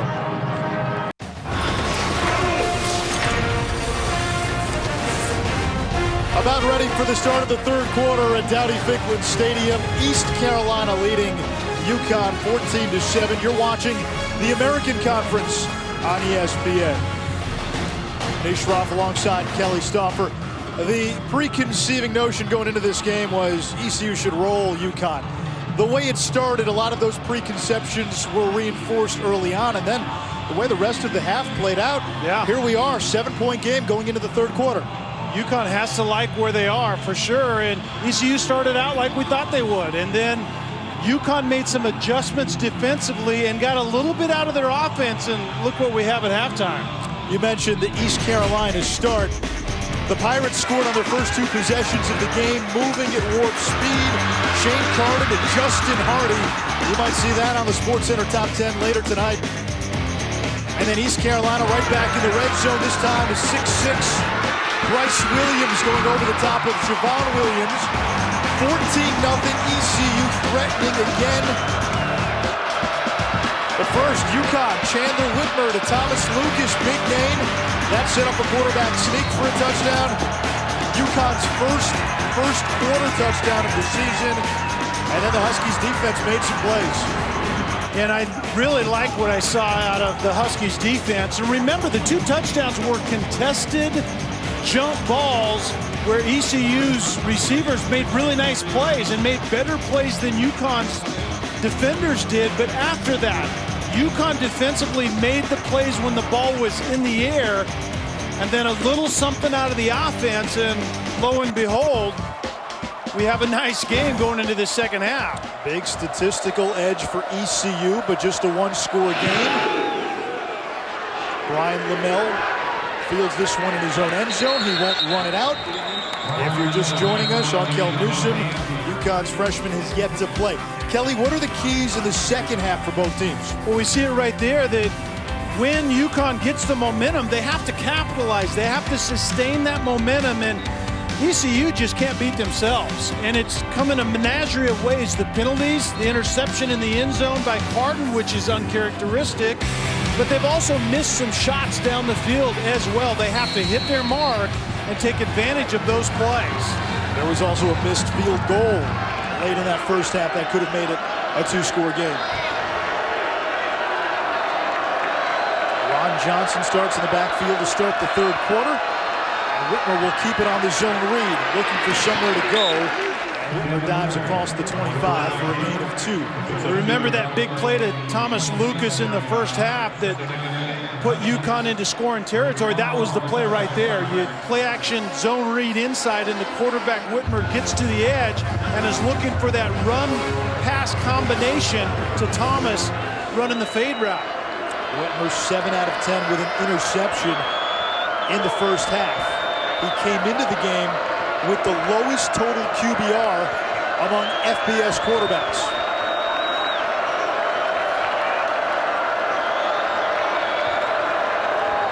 Screen pass, Bradley juggles it, makes the catch. It's a gain of a couple. And it's third down for the Huskies. Can't run it inside, throw the bubble screen outside, just catch it clean. And Bradley probably has a few more yards, but that right there represents the new run game for UConn here this evening. The Huskies have yet to convert on third down today for the season. 32% entering this contest. And UConn could really use a conversion here. You don't want to put blood in the water early in the second half for ECU and give it back to Carden and Hardy and the boys. Play clock running down. Whitmer gets it off. Throws downfield. And that's caught into East Carolina territory. Thomas Lucas again, the second chunk play for the senior, or rather the freshman from Silver Springs, Maryland. And Lucas really makes a nice play on the ball. This ball is actually a little bit inside. Lucas has to fight through and get back inside. Dietrich Allen on the coverage, and that's a really nice catch. The fade outside, and then your receiver goes and makes a play. It's a gain of 37. 2 catches, 80 yards for Lucas. This is Ron Johnson, and the freshman Picks up 3. You know, Anish, what can UConn's offense be capable of if they have a few chunk plays? I mean, their chunk yardage during the season has been few and far between. A couple of big plays, both of them ironically to Thomas Lucas, and they drive the football. This is a team that's been held under 300 yards of total offense in 4 of its 6 games. And that's dropped by Fox.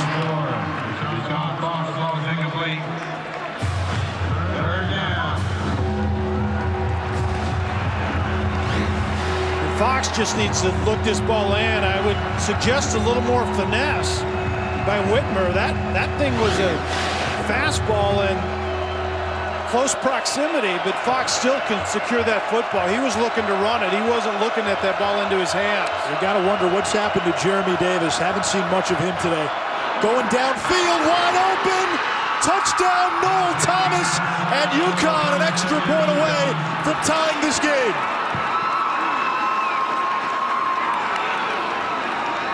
ECU, Anish, was bringing all-out pressure, a zero blitz, meaning cross-the-board man-to-man coverage, and Dietrich Allen is matched up on Thomas, and Allen simply falls down, and Thomas does it and secures that football into the end zone. Taking the risk of the pressure up inside, man-to-man outside, and Whitmer to Thomas, and UConn is able to take advantage of it. 8-point after for Puyol. It's up, it's good, and Dowdy-Ficklen Stadium awfully quiet. Connecticut on its first possession of the second half ties the game. Chandler Whitmer to Noel Thomas, 14-all in Greenville.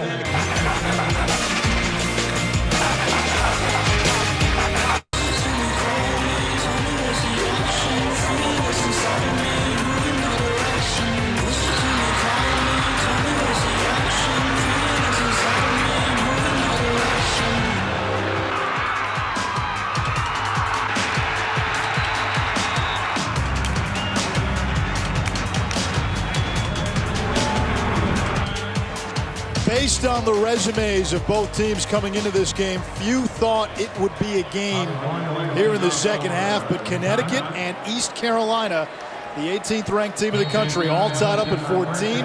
Bob Diaco in his first season as UConn's head coach, looking for a signature win to validate his vision.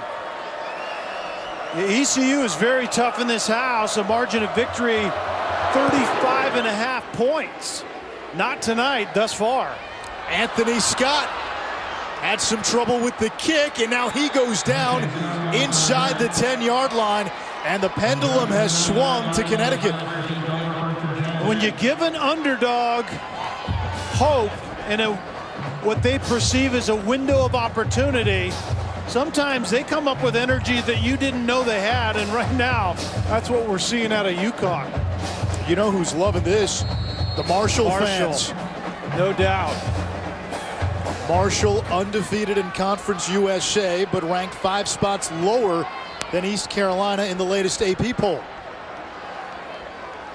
Shane Carden on first down finds Isaiah Jones, slips one tackle, and then wrestled to the ground by Graham Stewart, the Florida transfer. It's a short gain, 3 on the play. UConn's defense is so sound in being in their designated position and then tackling well in space. And this is a team that you saw on tape that they're a really good tackling team. It's impressive in person. Carden with time on second down, goes downfield for Worthy. Worthy makes the catch and is tackled inside the 40-yard line of Connecticut. Jamar Summers with the stop. It's a gain of 53. And remember the pass that Worthy dropped in the first half. That ball drifted over his head and he didn't get his hands up. Look how he gets up his hands there and snatches the football. That was the difference between the chunk play as opposed to the drop in the first half. Carden flushed. He throws it away. Good pressure that time by the tackle, B.J. McBride. That was a bad decision in the pocket by Carden. He didn't have pressure, and he actually got out into pressure on the edge. McBride was standing outside, but really hadn't closed the gap on Carden, and Carden really stepped into the pressure. If he would have stayed in the pocket where he was, he would have had time, further time to look downfield.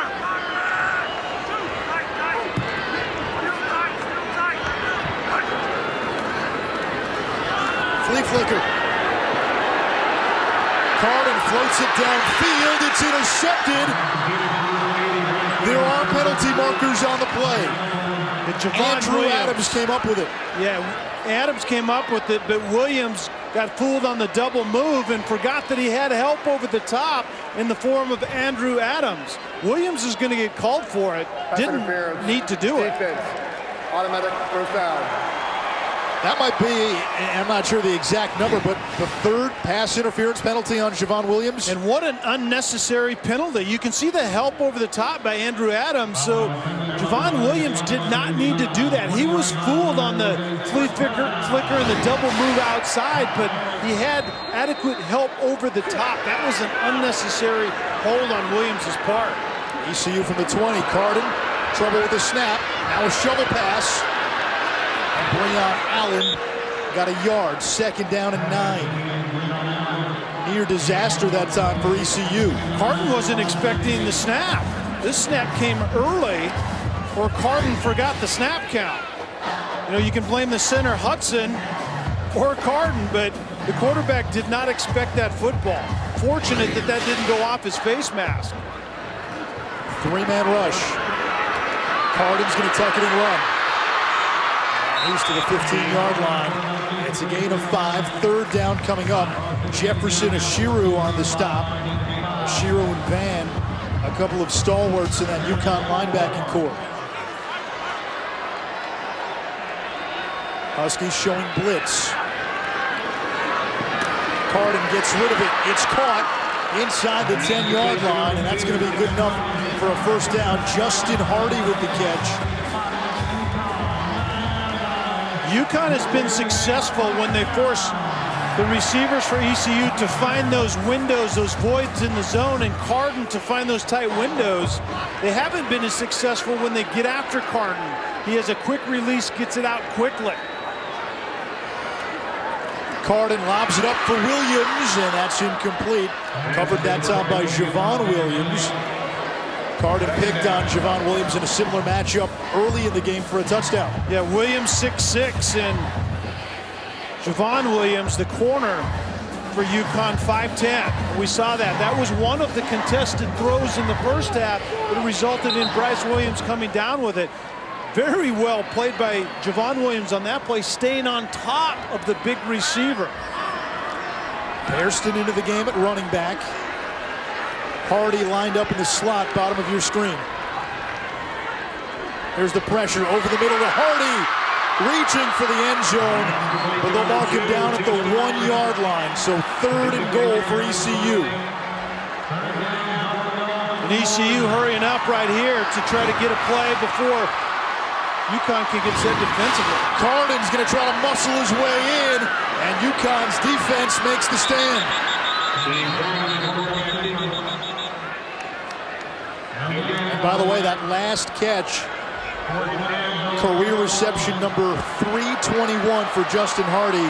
He's now 2nd place on the FBS's all-time list, and we've got a big 4th and goal coming up for ECU.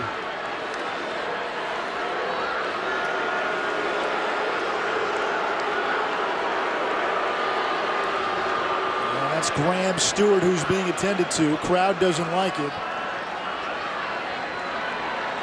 UConn is really well coached defensively, and that's obviously Bob Diaco's wheelhouse, but you can see that they expected that play. They were exactly in the right position and stuffed that 3rd down play, and here we go again on 4th and extremely short.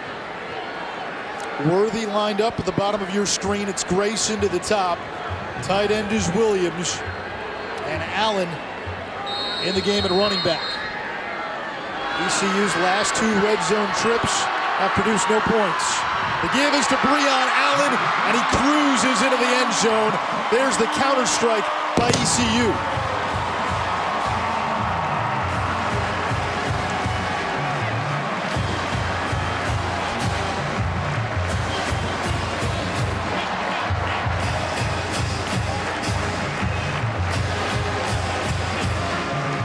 A really nice play call. It didn't seem like a whole lot, just kind of an edge zone play with Breon Allen, but UConn sold out in the middle of that defensive line, and they run off the edge untouched. Point after by Harvey is good, and East Carolina retakes the lead with 8:58 to go in the third. So UConn ties the game, and East Carolina comes right back. A long drive capped by a touchdown by Breon Allen.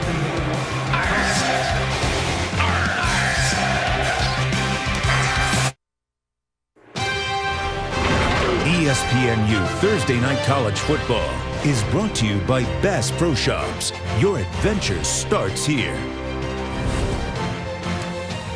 Both East Carolina and UConn are coming off bye weeks, and ECU with a 7-point lead.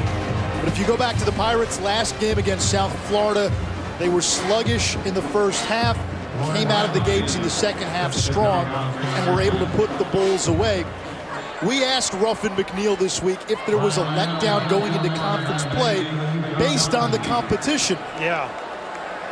Those Power 5 conference teams that they played, and you're exactly right. You know, how do they respond when they're challenged in conference right here that UConn is doing to them?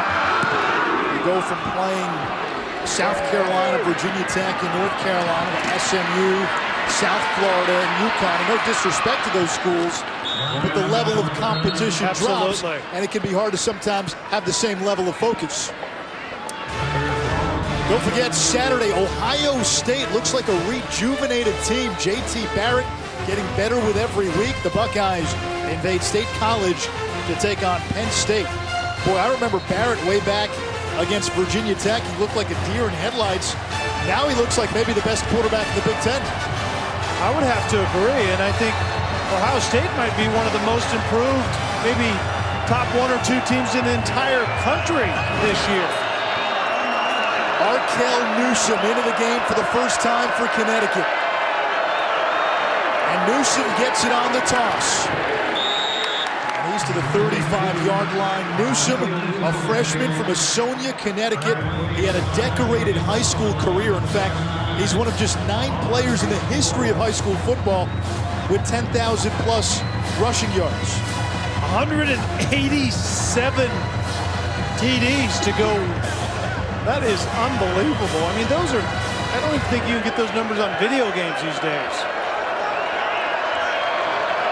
Low snap, Whitmer to Newsome out of the backfield. He's got game-breaking speed, and there you see the jitterbug move, but it doesn't get very far. A lot of lateral movement there. It's only a yard. Third down coming up. UConn in this game didn't have Newsome in the first half. Bob Diaco told us he was a little banged up. And we haven't seen Jeremy Davis, their top receiver, on the field much. Those are their top 2 playmakers. Yeah, in an offense that has been void of playmaking this year. We've seen a few plays here tonight, but certainly the more explosiveness on the field for UConn, the better. We're told Jeremy Davis suffered a foot injury in the second quarter, and he's inactive on the sideline. Read option, Whitmer ahead to the 40-yard line. 3 yards shy of the first down, and it's 4th down for UConn. The true quarterback zone read by Whitmer that time.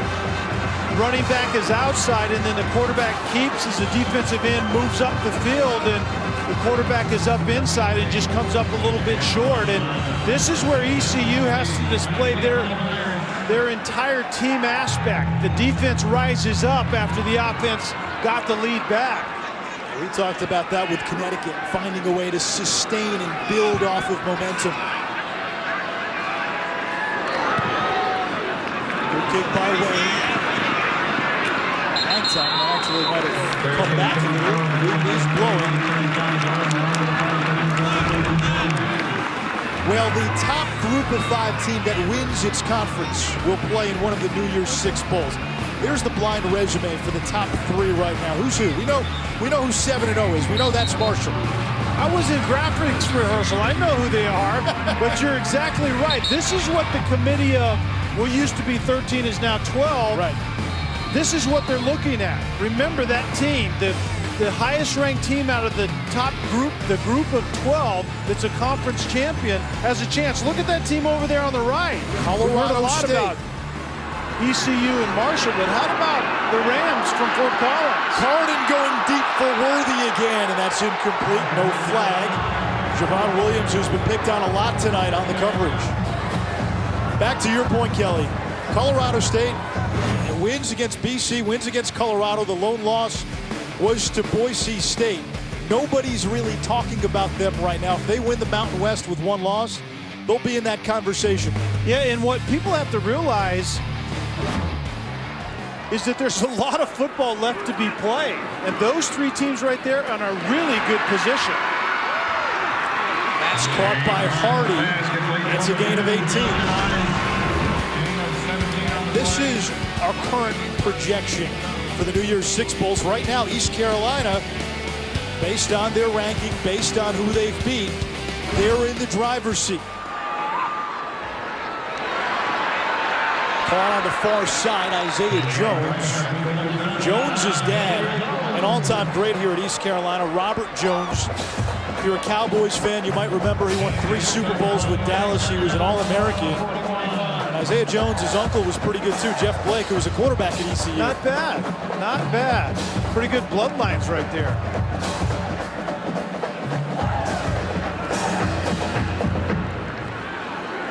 On the ground, Breon Allen finally finds some space. There is a flag on the play as Allen gets to the 20-yard line. Penalty marker way back at the 46.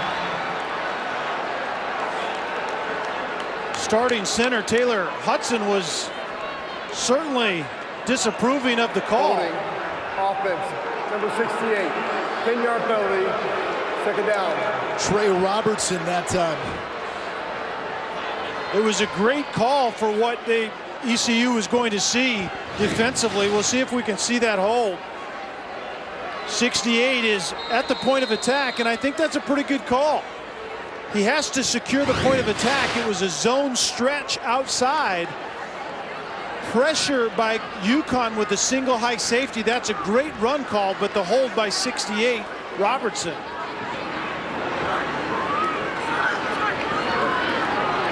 Carden steps up. Chased by Stewart. Stewart can't get him, and Carden scampers out of bounds across midfield. And it'll bring up 3rd and 9. Carden's feet are a little underrated in my opinion. We've seen not only plays like that, but more so the subtle movement in the pocket to get a throw off. All of those things are vital for an offense centered on a quarterback, reading defense and making really good decisions and really good throws.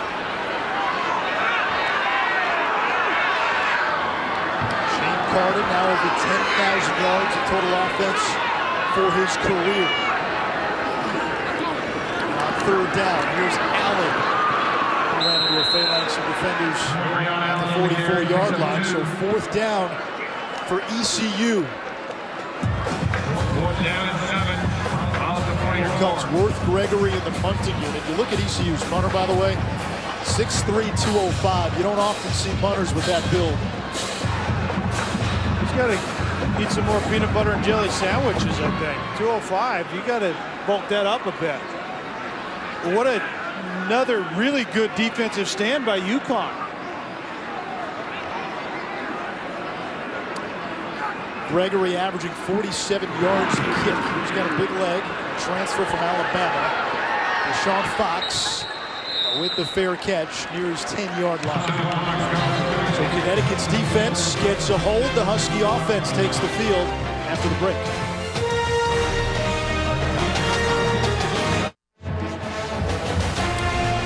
Alongside Kelly Stauffer, I'm Anish Shroff. 4:02 to go in the 3rd quarter. East Carolina scored a touchdown on each of its first 2 drives. UConn tied the game early in the 3rd quarter. The Pirates came back with a score on a Breon Allen touchdown run. And that's the difference in the game. Kelly, my question to you, does East Carolina have to win this game with a certain amount of, let's say, style points to impress the selection committee, given what UConn's resume is coming into the game? Yeah, I think that's a fair question, and I think the answer is yes. Remember, one of the responsibilities of the committee is to select the highest-ranked champion from the conference, the 5 other conferences, and it is an audition every time out. I think ECU is out in front of that, but those teams we talked about, Marshall nipping at their heels and could easily go undefeated, and then the one loss like Colorado State, for an example. Chandler Whitmer goes deep, and there's nobody down there. Demir Bradley, the closest receiver.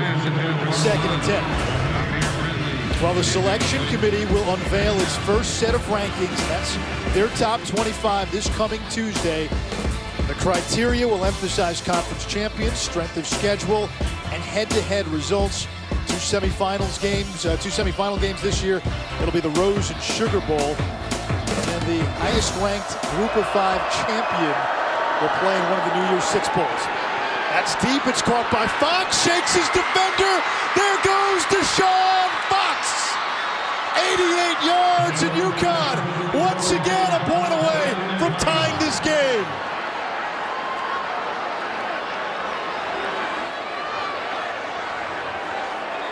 Wow.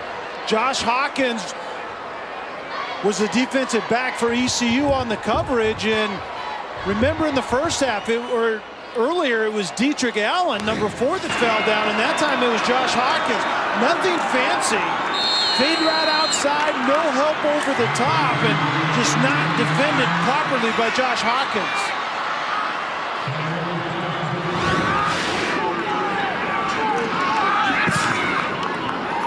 The point after is good, and Connecticut pulls even. So both teams trading punches here in the 3rd quarter, but it's UConn with its offense. A couple of big plays in the passing game. We saw Thomas Lucas on the first drive, and now Whitmer to Fox. And I think ECU's making it a little bit too easy on Whitmer, and in this case, Fox.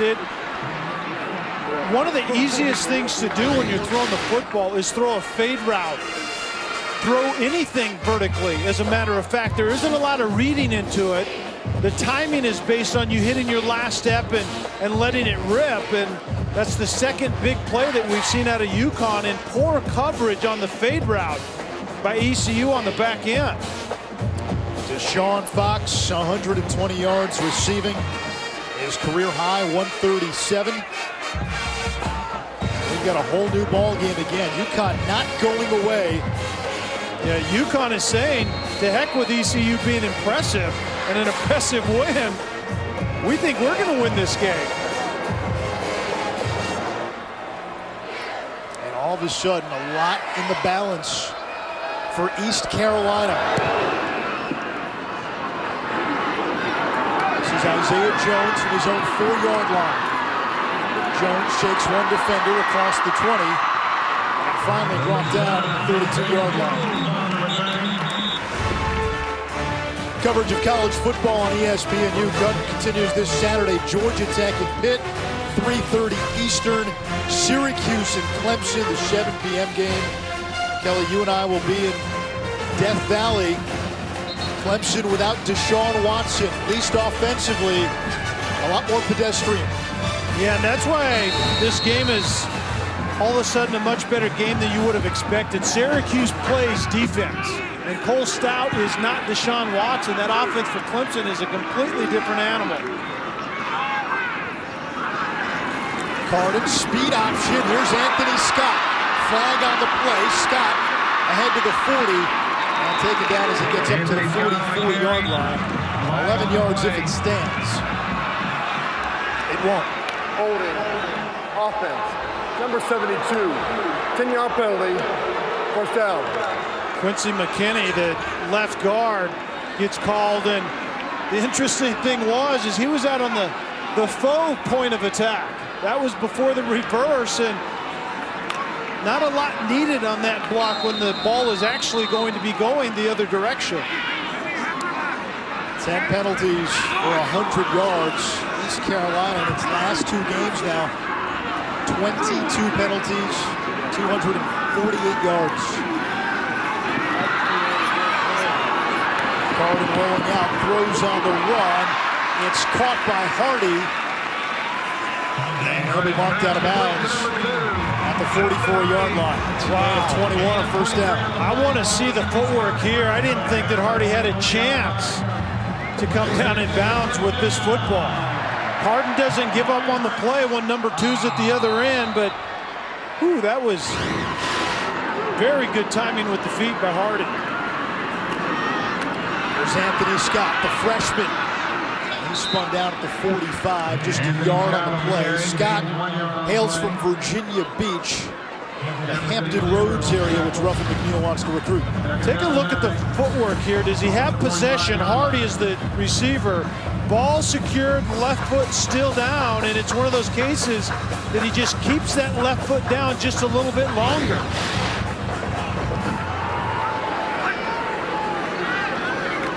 Quarterback draw. Carden with some room to run across the 40, and Shane Carden finally brought down at the 35-yard line, tripped up by Andrew Adams. With the use of man-to-man coverage on the back end, this is why you see, go ahead and let it roll, guys. This is why you see the quarterback draw.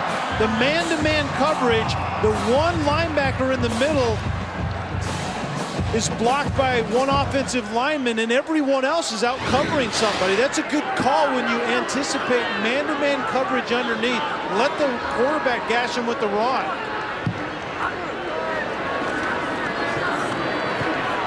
Carden near sideline, and that's incomplete, out of the reach of Harden. 2nd and 10. And that was the 51st attempt of the game for Shane Carden, the senior out of Houston. Well, that was certainly the game plan.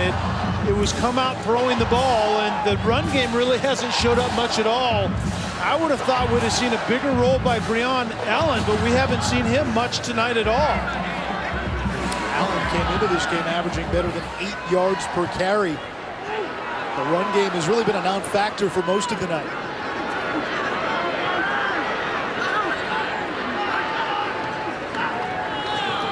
On the ground. That's Grayson to the 30, gain of 5. And that's one reason we haven't seen much of the run game. UConn is very good at stopping the run, and that's Bob Diaco's MO as a defensive coordinator, now as a head coach. Smother the run as a defense, and then we rally from there, and UConn actually does a really nice job with that.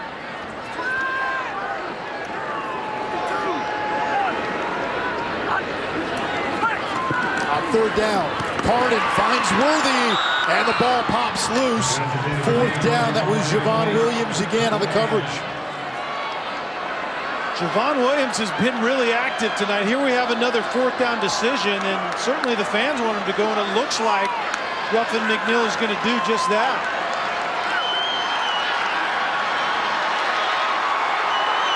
Do you agree with this here? I think with an offense like this, I like my chances. Carden's throw incomplete, and UConn will get the football back. Worthy, the intended target, and a turnover on downs for the Pirates. Javon Williams once again on the coverage, having himself a really good night. He's been active all night. The very good coverage outside. Cam Worthy's running the out route, and the ball got there just a little bit too early. If you're going to throw the ball that early, that ball has to be on the frame of the receiver, and it was a little bit too far out in front of Cam Worthy on that one. I think that decision was based on Ruffin McNeil putting more confidence in his defense in this situation than his offense, and going for it right there. Meanwhile, this is a UConn offense that has gained some confidence here in the 2nd half. Ron Johnson,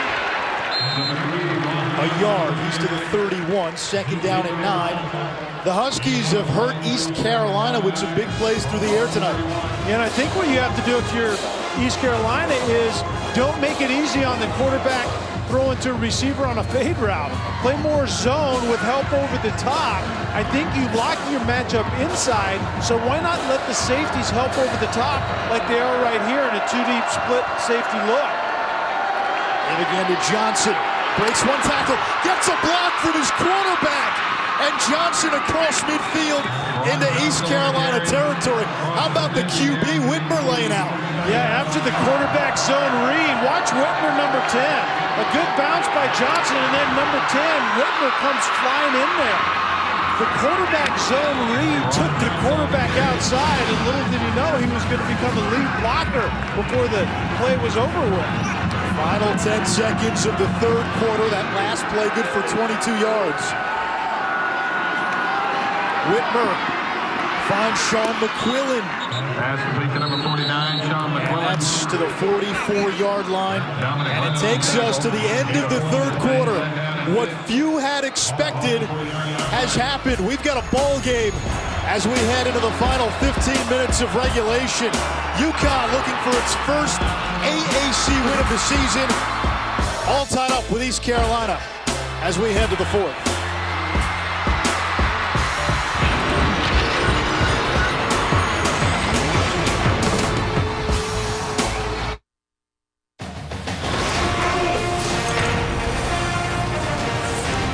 Few expected a game this tight, this late. East Carolina, the 18th ranked team of the country, all tied up with UConn at 21 all as we get ready to start the fourth quarter. What's UConn done to stay in this game? They've gotten big plays. They haven't had many this entire season, but Thomas Lucas has actually had a couple of big plays, and then Noel Thomas right there. And typically it's been the fade route of all things. It's much easier to score points when you have chunk yards, and UConn has had a lot of them here tonight. Chandler Whitmer threw an interception in the first half. He's been pretty good, though. 259 yards, a lot of big plays. Shane Carden closing in on another 400-yard game. For his career, he's got 6, 3 this season. And Justin Hardy continues to be solid and consistent. 10 catches for a $142. All 21 points had a big play attached to them for UConn. 2 of them happened on big plays, but the other one was set up by a Lucas catch. Josh Mariner on 2nd down and 6. Your ticker says 1st and 10. Instead, it'll bring up 3rd down from the 41-yard line. Connecticut has never led in this game. East Carolina scored touchdowns on its first 2 possessions. UConn got to within 14-7 at the half. The Huskies tied the game on their first possession of the third quarter. East Carolina came back to take the lead, and then UConn tied it at 21 on an 88-yard touchdown catch by Deshaun Fox. On 3rd down, Whitmer's pass too high, no flag, and it's 4th down for the Huskies. Demir Bradley was the intended receiver. Deshaun Benton was on the coverage right there, and it was very well covered. Rushing forward, defending with 7 in a zone, and making Whitmer find the window. The 2 big plays, the 2 touchdown plays by UConn was when Whitmer didn't have to find a window. He found an open receiver when the defender fell down. Make it hard on Whitmer and force those tiny, tight windows to throw through. Justin Wayne, the only North Carolinian on the UConn roster, on to punt it away. This might be the delay of game. Offense, 5-yard penalty, 4th down. I think not a huge penalty of coming here. There's a slight wind at the back of the punter. He still should have plenty of leg. You want to obviously make ECU go a long field right here.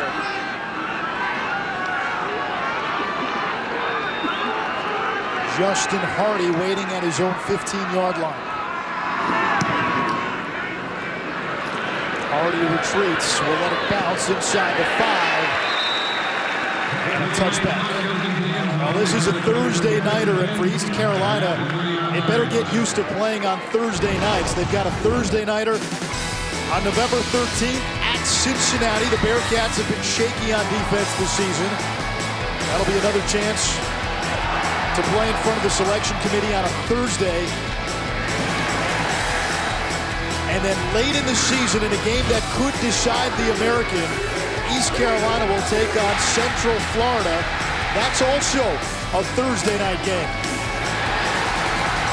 UCF, remember, the defending champion of the American. They played in a BCS Bowl a year ago.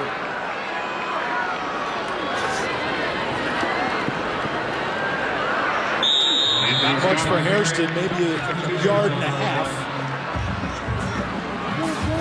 Well, ECU was coming off a bye week, and we talked about this earlier, playing the non-conference schedule they did. Is there a lack of focus once the competition level goes down when you get into league play? Yeah, I think it's more of that and the fact that they seem to have lost some momentum in their bye week. Remember, they were playing so well, and then you have a week off. Carden rolling to his right, under pressure, and it's incomplete. 3rd and 8 coming up. Isaiah Jones was the target. You know what UConn is doing so well on the back end is the college rule where you basically can push and grab and body up the receiver all the way down the field. There's no 5-yard rule like there is in the NFL, and UConn is using that really wisely and being very physical with ECU's wide receivers. Jones and Hardy in the slot on 3rd down. Near sideline, caught by Jones, and he's going to be shy of the 1st down. So 4th down, ball at the 29-yard line, 4th and 1.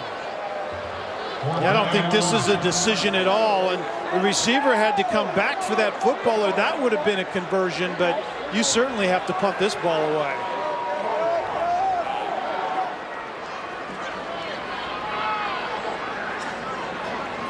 ECU offensively just really hasn't been in sync much since those first couple of drives. I know they put another touchdown on the board, but it's been few and far between. Gregory gets this one off. Fair catch signal by Fox. And makes it at the 26-yard line. A 46-yard punt. Well, we've got a tie game in Greenville.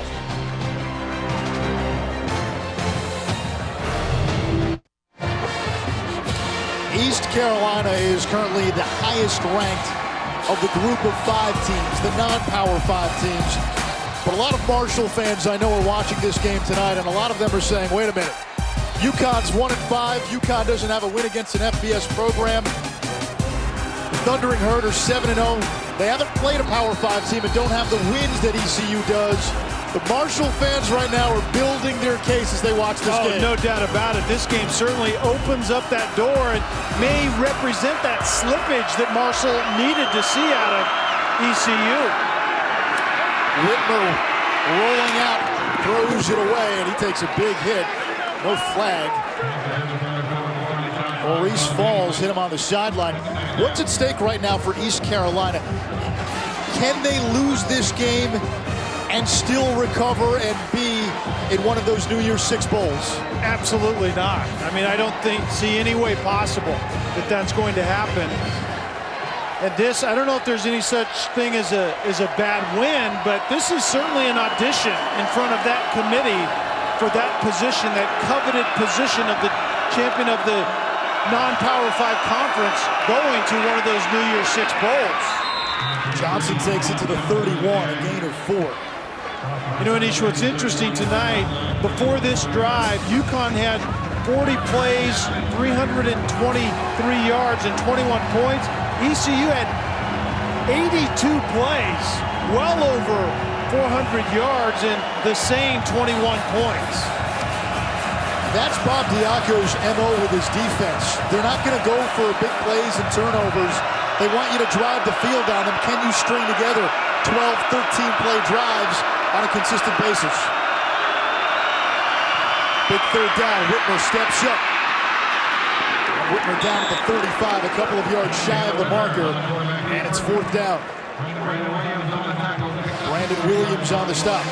You know, Anish, you still have the feeling with UConn offensively, can they make the play that they're going to have to make down the stretch here to pull off this upset? And what ECU did defensively is they adjusted, and they're giving Whitmer a different look and making him throw into a zone look, and they're not finding anything down the field.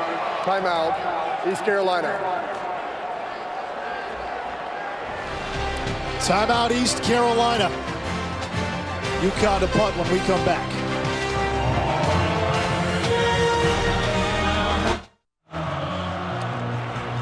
With Kelly Stauffer and Ish Schroff, we've had a good one here in Greenville at Dowdy-Ficklin. ECU and UConn all tied at 21. The Huskies getting set to punt it away on 4th down.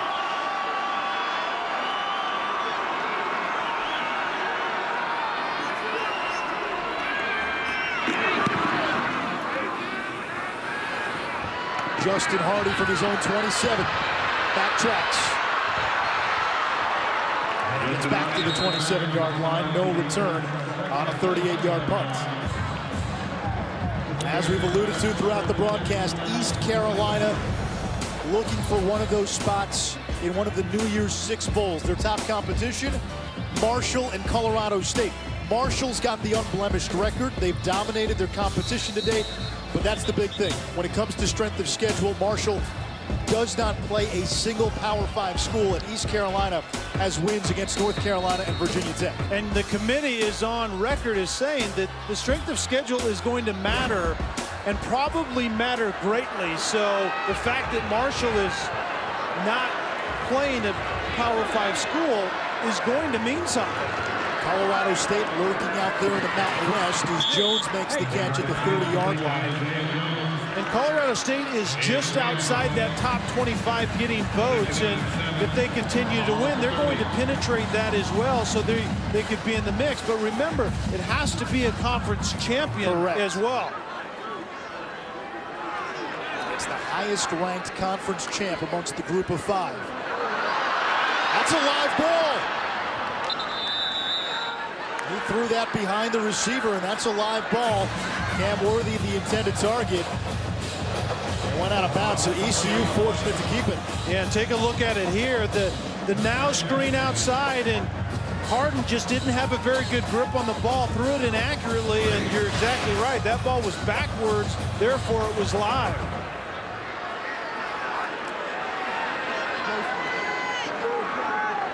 Big 3rd down and 10 for East Carolina. 4-man rush. Carden's pass caught over the middle by Davon Grayson, and a late penalty marker. And I think this actually may be offensive pass interference, because they ran a pick outside, and it looks like Cam Worthy may be called for this pick. That offensive pick gaining traction. Yeah, Notre Dame, Florida State. The receiver has to sell it. Pass interference. Offense, number 9. Penalty is declined. 4th down. And there's an art to how to sell the. On the offensive side, they call it the rub. On the defensive side, go ahead and let it roll, guys. They call it a pick. But right there, you can see that number 9, Cam Worthy, comes from the inside and essentially blocks the intended receiver's defensive guy. You have to sell it better than that. Second straight 3-and-out for ECU. Gregory's punt, a good one. Fox with the fair catch after a 47-yard kick. UConn will start inside its own 20.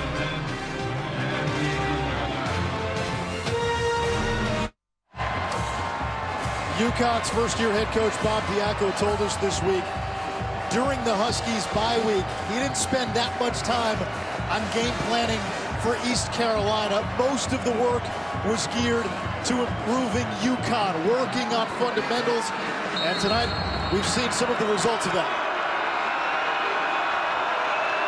2 tight ends set on 1st down for the Huskies. They have never led in this ball game.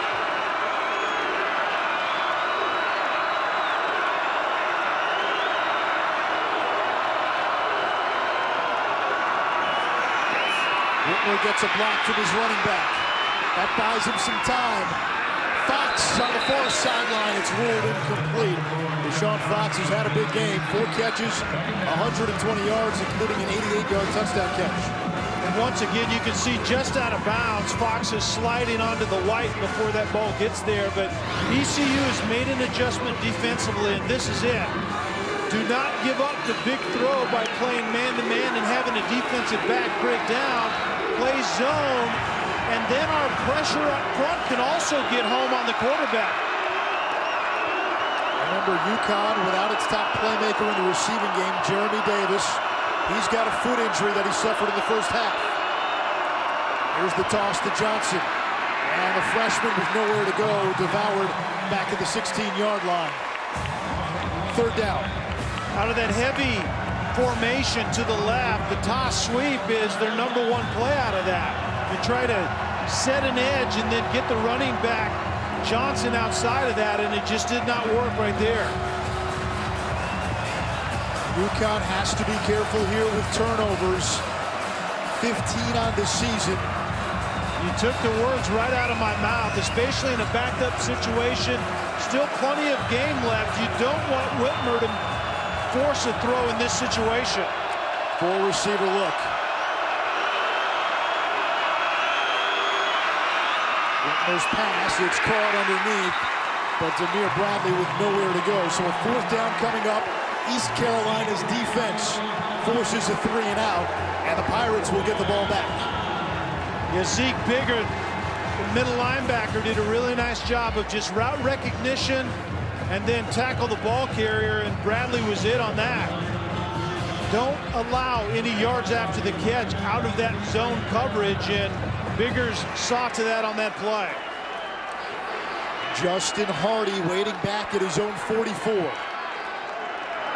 Justin Wayne to punt.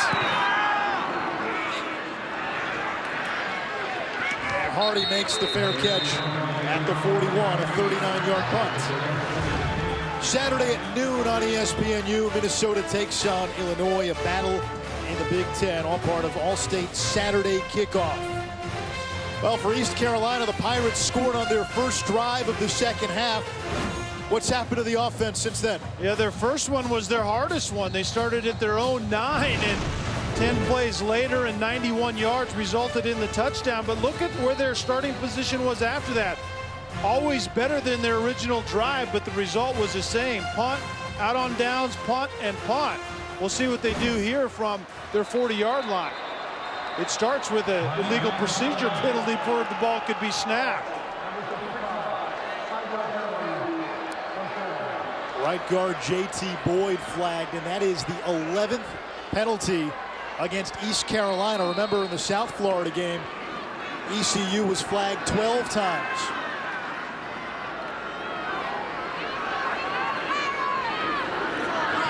That's the 4-man rush. Carden's pass caught over the middle. It's Hardy. He's in the UConn territory, still on his feet. And Justin Hardy down to the 35-yard line of the Huskies, a gain of 30. Justin Hardy gets loose inside suddenly, and Harden's going to find him. And there was a defender going out there, but did not see the route coming back inside and just simply overran Hardy. 430 yards passing for Shane Carden. On the ground, Breon Allen with some room, and Allen takes it inside the 15-yard line. A gain of 23, and ECU in business. Big play to Hardy, followed by a big play on the ground to Allen. Very well blocked up front. Kind of that edge zone run, somewhat of a stretch play, and Allen gashes UConn defensively. Carden rolling to his right, under pressure, throws it in the end zone, incomplete. Intended receiver Cam Worthy, 2nd down and 10. Good pressure again by the UConn defense. You can't say enough about this defense that we've seen from Connecticut. This is an ECU team that was averaging more than 40 points per game entering play. And UConn very seldom brings more than 4. A lot of times 3, sometimes they add a 4th, but they're very seldom bringing pressure, but still getting to Carden. Carden finds Hardy, and Hardy gobbled up to the backfield by Jefferson Ashiru.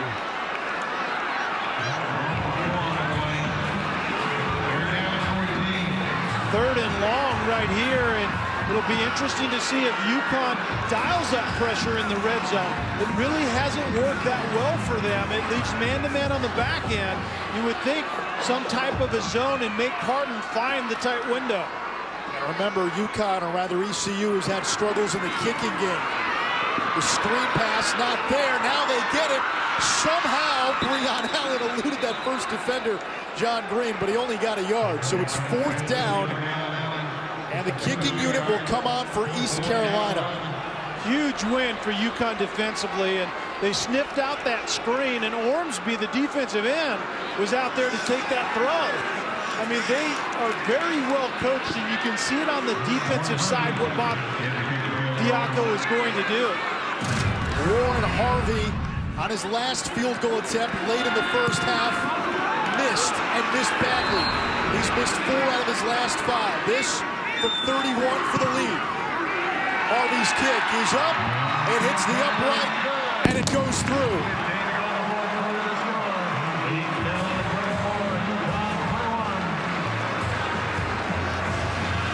Warren Harvey has given the Pirates a 3-point lead with 6:15 left in regulation.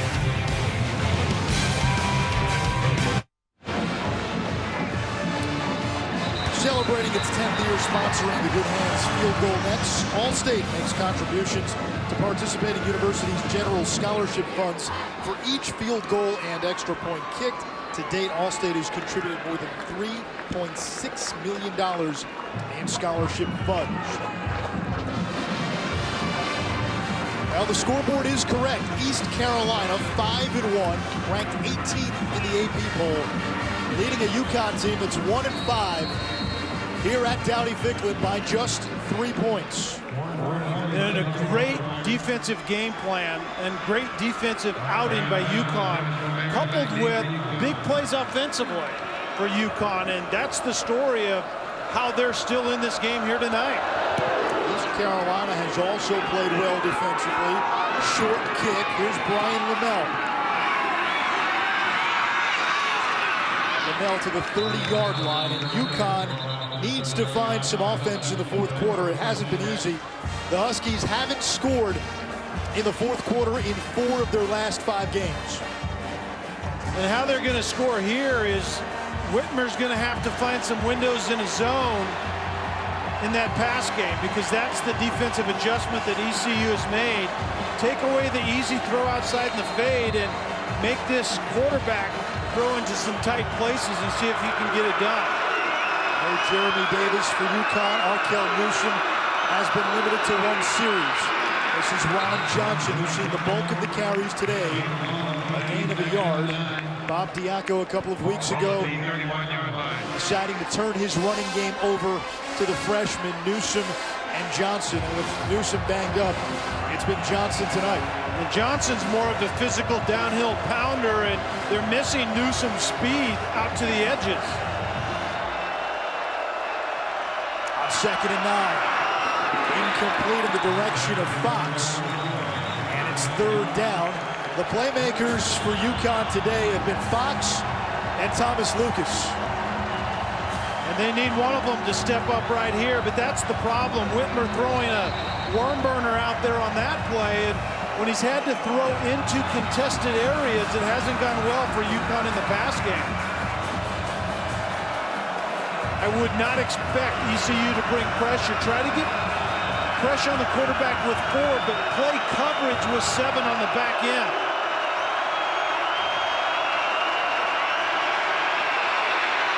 Whitmer on the run. Chased, and he throws it away. 4th down.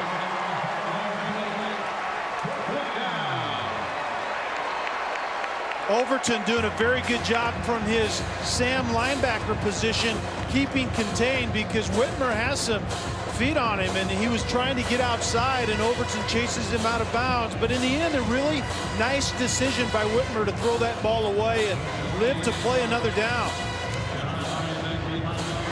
Bob Diaco told his team they've got to keep the points down against East Carolina. Mission accomplished. But UConn down 3, and ECU with the ball with 5:22 to go here in regulation.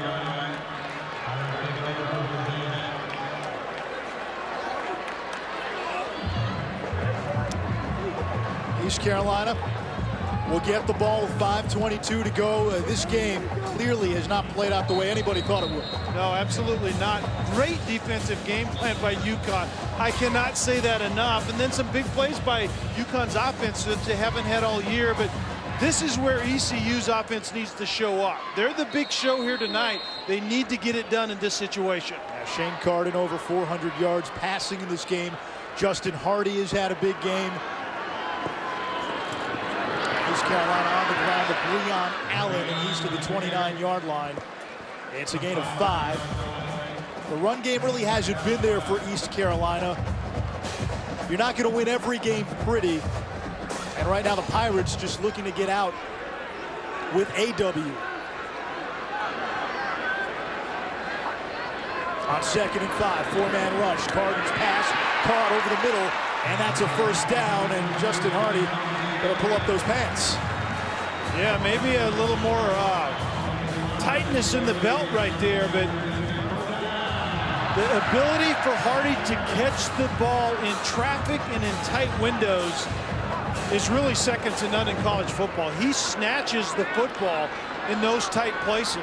13 for 177. 62 That'll make passes. people forget that your pants came down. Yeah, exactly. At least some people. Carden on the run, incomplete. His receiver fell down. It was Worthy. And we've got a penalty, and this could be against UConn. You had Jamar Summers, the freshman, who was covering. Yeah, and I think at least 2 holding penalties on the play or a pass interference on the end. And Ruffin McNeil has been trying to get the attention of the officials for this very reason. There are multiple fouls against the defense. Holding defense number 7. That penalty is declined. Pass interference number 21. Automatic first down.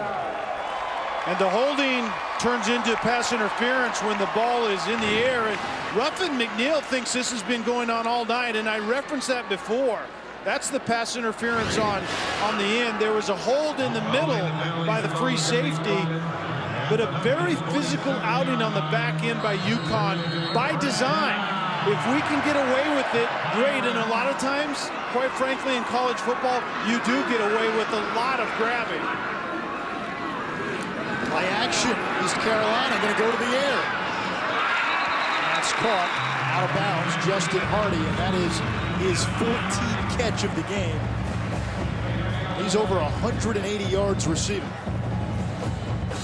Lincoln Riley compared him in some ways to Michael Crabtree, the great receiver from Texas Tech, now tearing it up in the NFL, but not really the same body type. But what they do the same is they catch the ball so well in a great feel, and they work at their craft very, very hard also. 2nd and 2 on the ground. This is Breon Allen.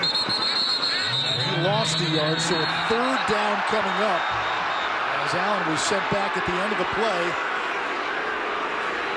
UConn with all 3 timeouts as we come up on 3:30 to play in regulation.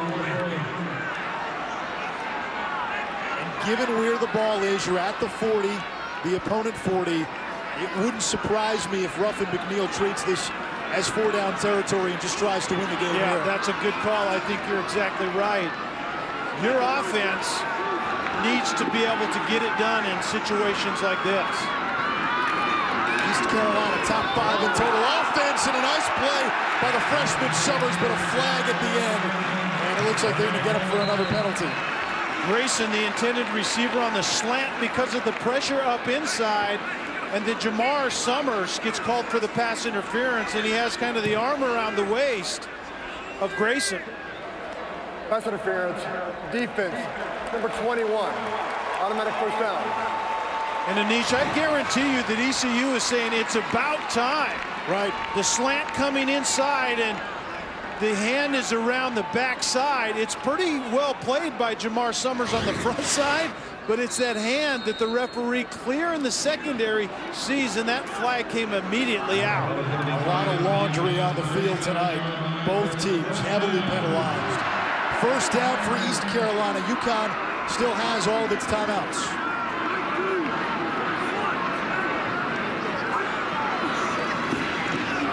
This is Hairston. reverses field. Look at Anthony Scott, and he doesn't get very far. 2nd and 10. And let's see if UConn burns a timeout here. I think maybe just a little bit too early, just under 3 minutes. Probably after this play, as they near the 2-minute mark, you might see that first timeout burn. They have all 3 of them, like you said. UConn offensively, though, doesn't have the quick strike firepower. That's a good point. That East Carolina does, so maybe they want to save some of those for the offense.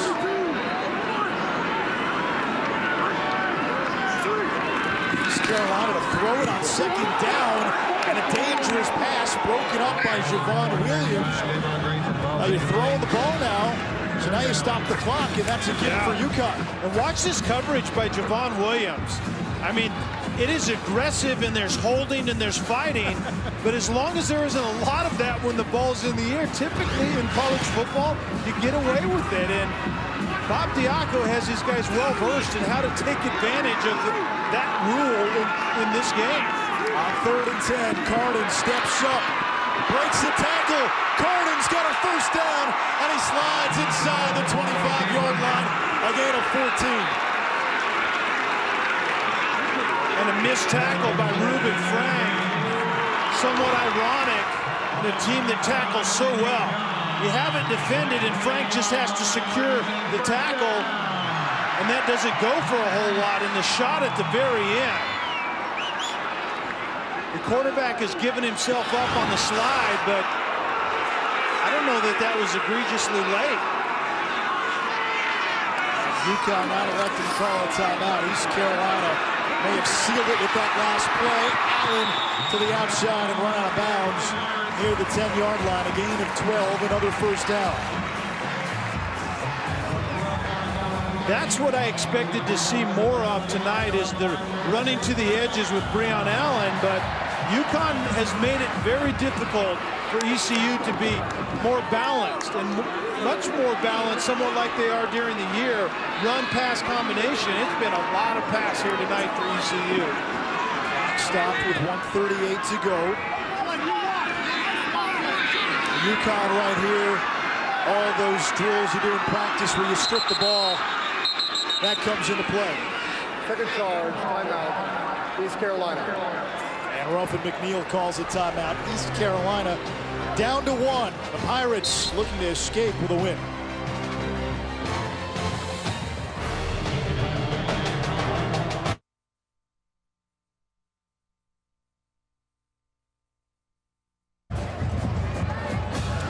East Carolina quarterback Shane Carden putting up gaudy numbers once more. 38 out of 64, 445 yards to go along with 32 on the ground, and he is now closing in on the ECU all-time record for total offense. Needs a little more than 100 more yards to catch David Garrard. He should do that in the Pirates' next game.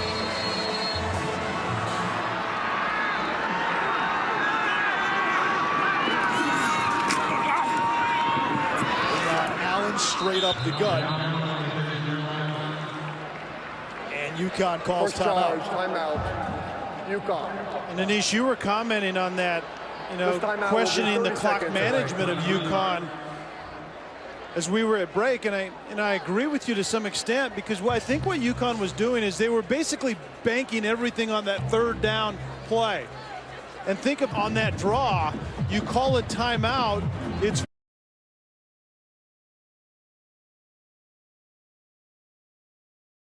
offense with a couple of timeouts left, or the chances aren't very good that you're going to score anything. They've hit on some big plays tonight, but that has been the aberration this season, not the norm. And that's been the adjustment that ECU made defensively. Don't make it easy on a fade throw by your, from quarterback to receiver. Force Whitmer to throw it in your windows, and he hasn't been able to do it since that adjustment defensively by ECU. The 100th play of the night. Breon Allen. Touchdown! And that should seal it for the Pirates.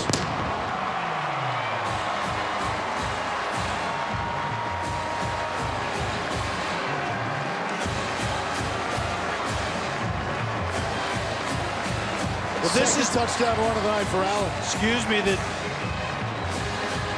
run to the edges is what we thought we would see more of, and we just haven't much.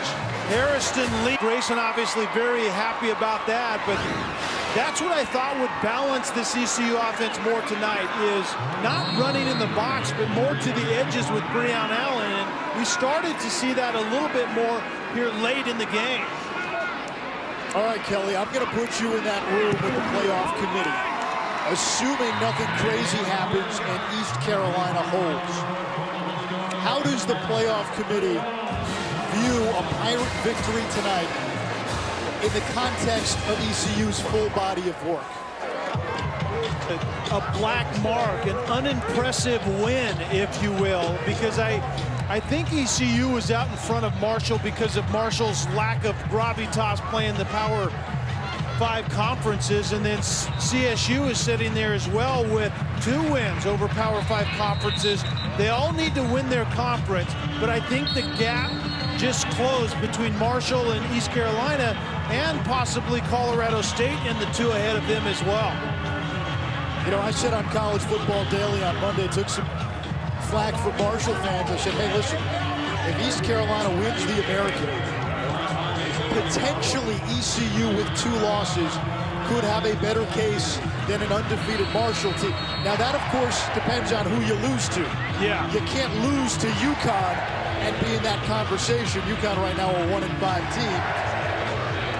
But a win like this, maybe that diminishes ECU's margin for error. They're going to have to win some of these league games with some style points. Is that what you're saying? Yeah, I think that's exactly what I'm saying, and I do believe that. It doesn't take him out of the driver's seat, nor should it. Flag on the return. Bell takes it to the 34, but there's a flag back at the 17. I just don't think that the driver's seat that they were in is as far out in front of Marshall. On the return, holding, receiving team, number 37. After this is the goal, first down. Or Colorado State, as it was coming into this game. And I think that's the difference. I actually don't agree that ECU would still be in it with 2 losses. I think that would take them out of it, even though a Marshall, as an example, does not have those impressive wins, even haven't even played a Power 5 conference school. A lot of it is conjecture at this point because you don't know exactly what criteria Absolutely. the playoff committee will pick and choose from. Yeah, and we don't hear from the committee until this coming Tuesday for the first time. That's the reality of it. On Tuesday, the committee will release its first set of rankings. The top 25 and the top 4 will reflect who the committee thinks should be in the playoff at that very moment. As Whitmer runs out of bounds on the quarterback keeper. A lot of football left to be played. Some of the projections have, 3 SEC West teams in it, and they're going to cannibalize each other down the stretch. So a lot of that is yet to happen. Marshall doesn't look like they have a speed bump ahead of them, so that may very well be sitting there at the end. But what does East Carolina do? What does the Colorado State do? A lot of football left to be played.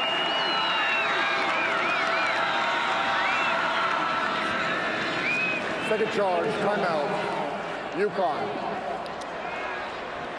Here's what Timeout. East Carolina 30 has seconds coming up. They take on Temple, that game in Philadelphia. Then on the road at Cincinnati in a Thursday nighter.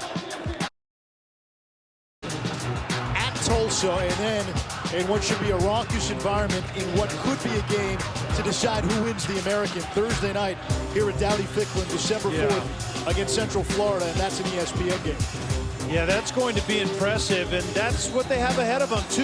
Two games with a national audience and more opportunities to impress, but they have to come out better than they did tonight. They were highly inefficient tonight, and we haven't seen that much, especially out of Carton and company this entire season. And we've talked about what East Carolina did in non-conference.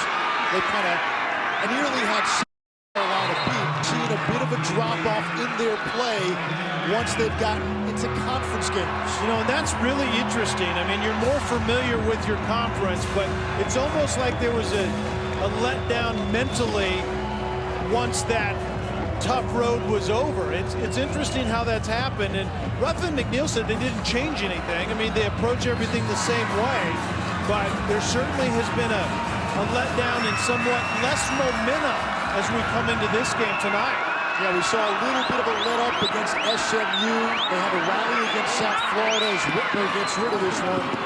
And that's caught on the near sideline. A gain of 11 by Noel Thomas. You know, tonight might be more to do with the fact that they had a bye and they just kind of lost a little bit of their rhythm. Sure. But we'll see going forward. Like I said, there's a lot of football left to be played. Certainly ECU's in the mix. They have everything they need, offensively, defensively, to get it done. And Ruffin McNeil's team is most likely going to have something about it.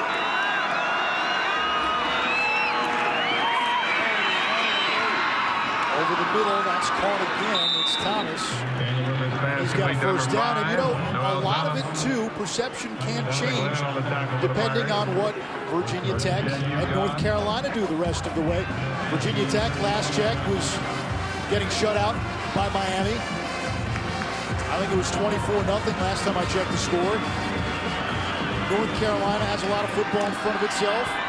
If those two teams really falter and come apart down the stretch at the end of the year, those wins may not look as good for East Carolina. And then the Thunder and Herd can get on the drum roll and say, wait a minute.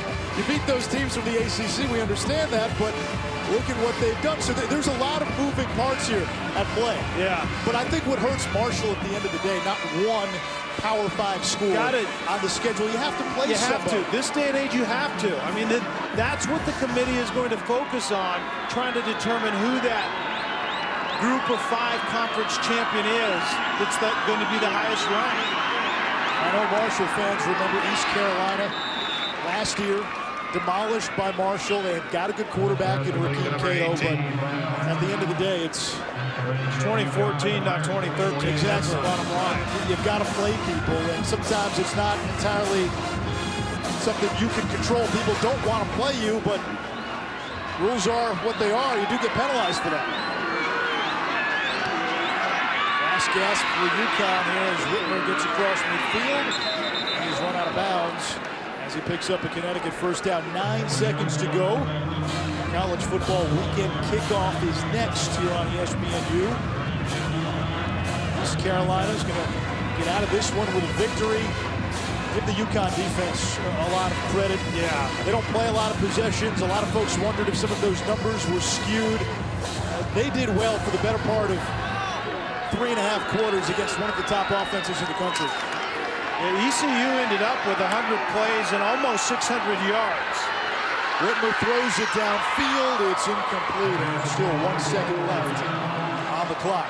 And that doesn't, those numbers, 100 plays for ECU, almost, well, they had 580 yards. Cardin was 38 out of 64 for 445 and a couple touchdowns. Hardy had 14 catches for 186 yards. But UConn played well defensively.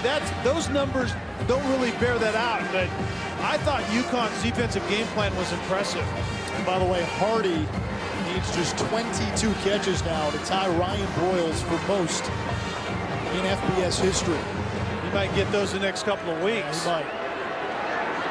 You think Ruffin McNeil gets his team's attention after a game like this? Oh, absolutely. And that's the good thing. You can win, and the coach still has plenty of ammunition to get the attention of his players to set the tone going forward. Oh, a fitting ending for this game. Another flag.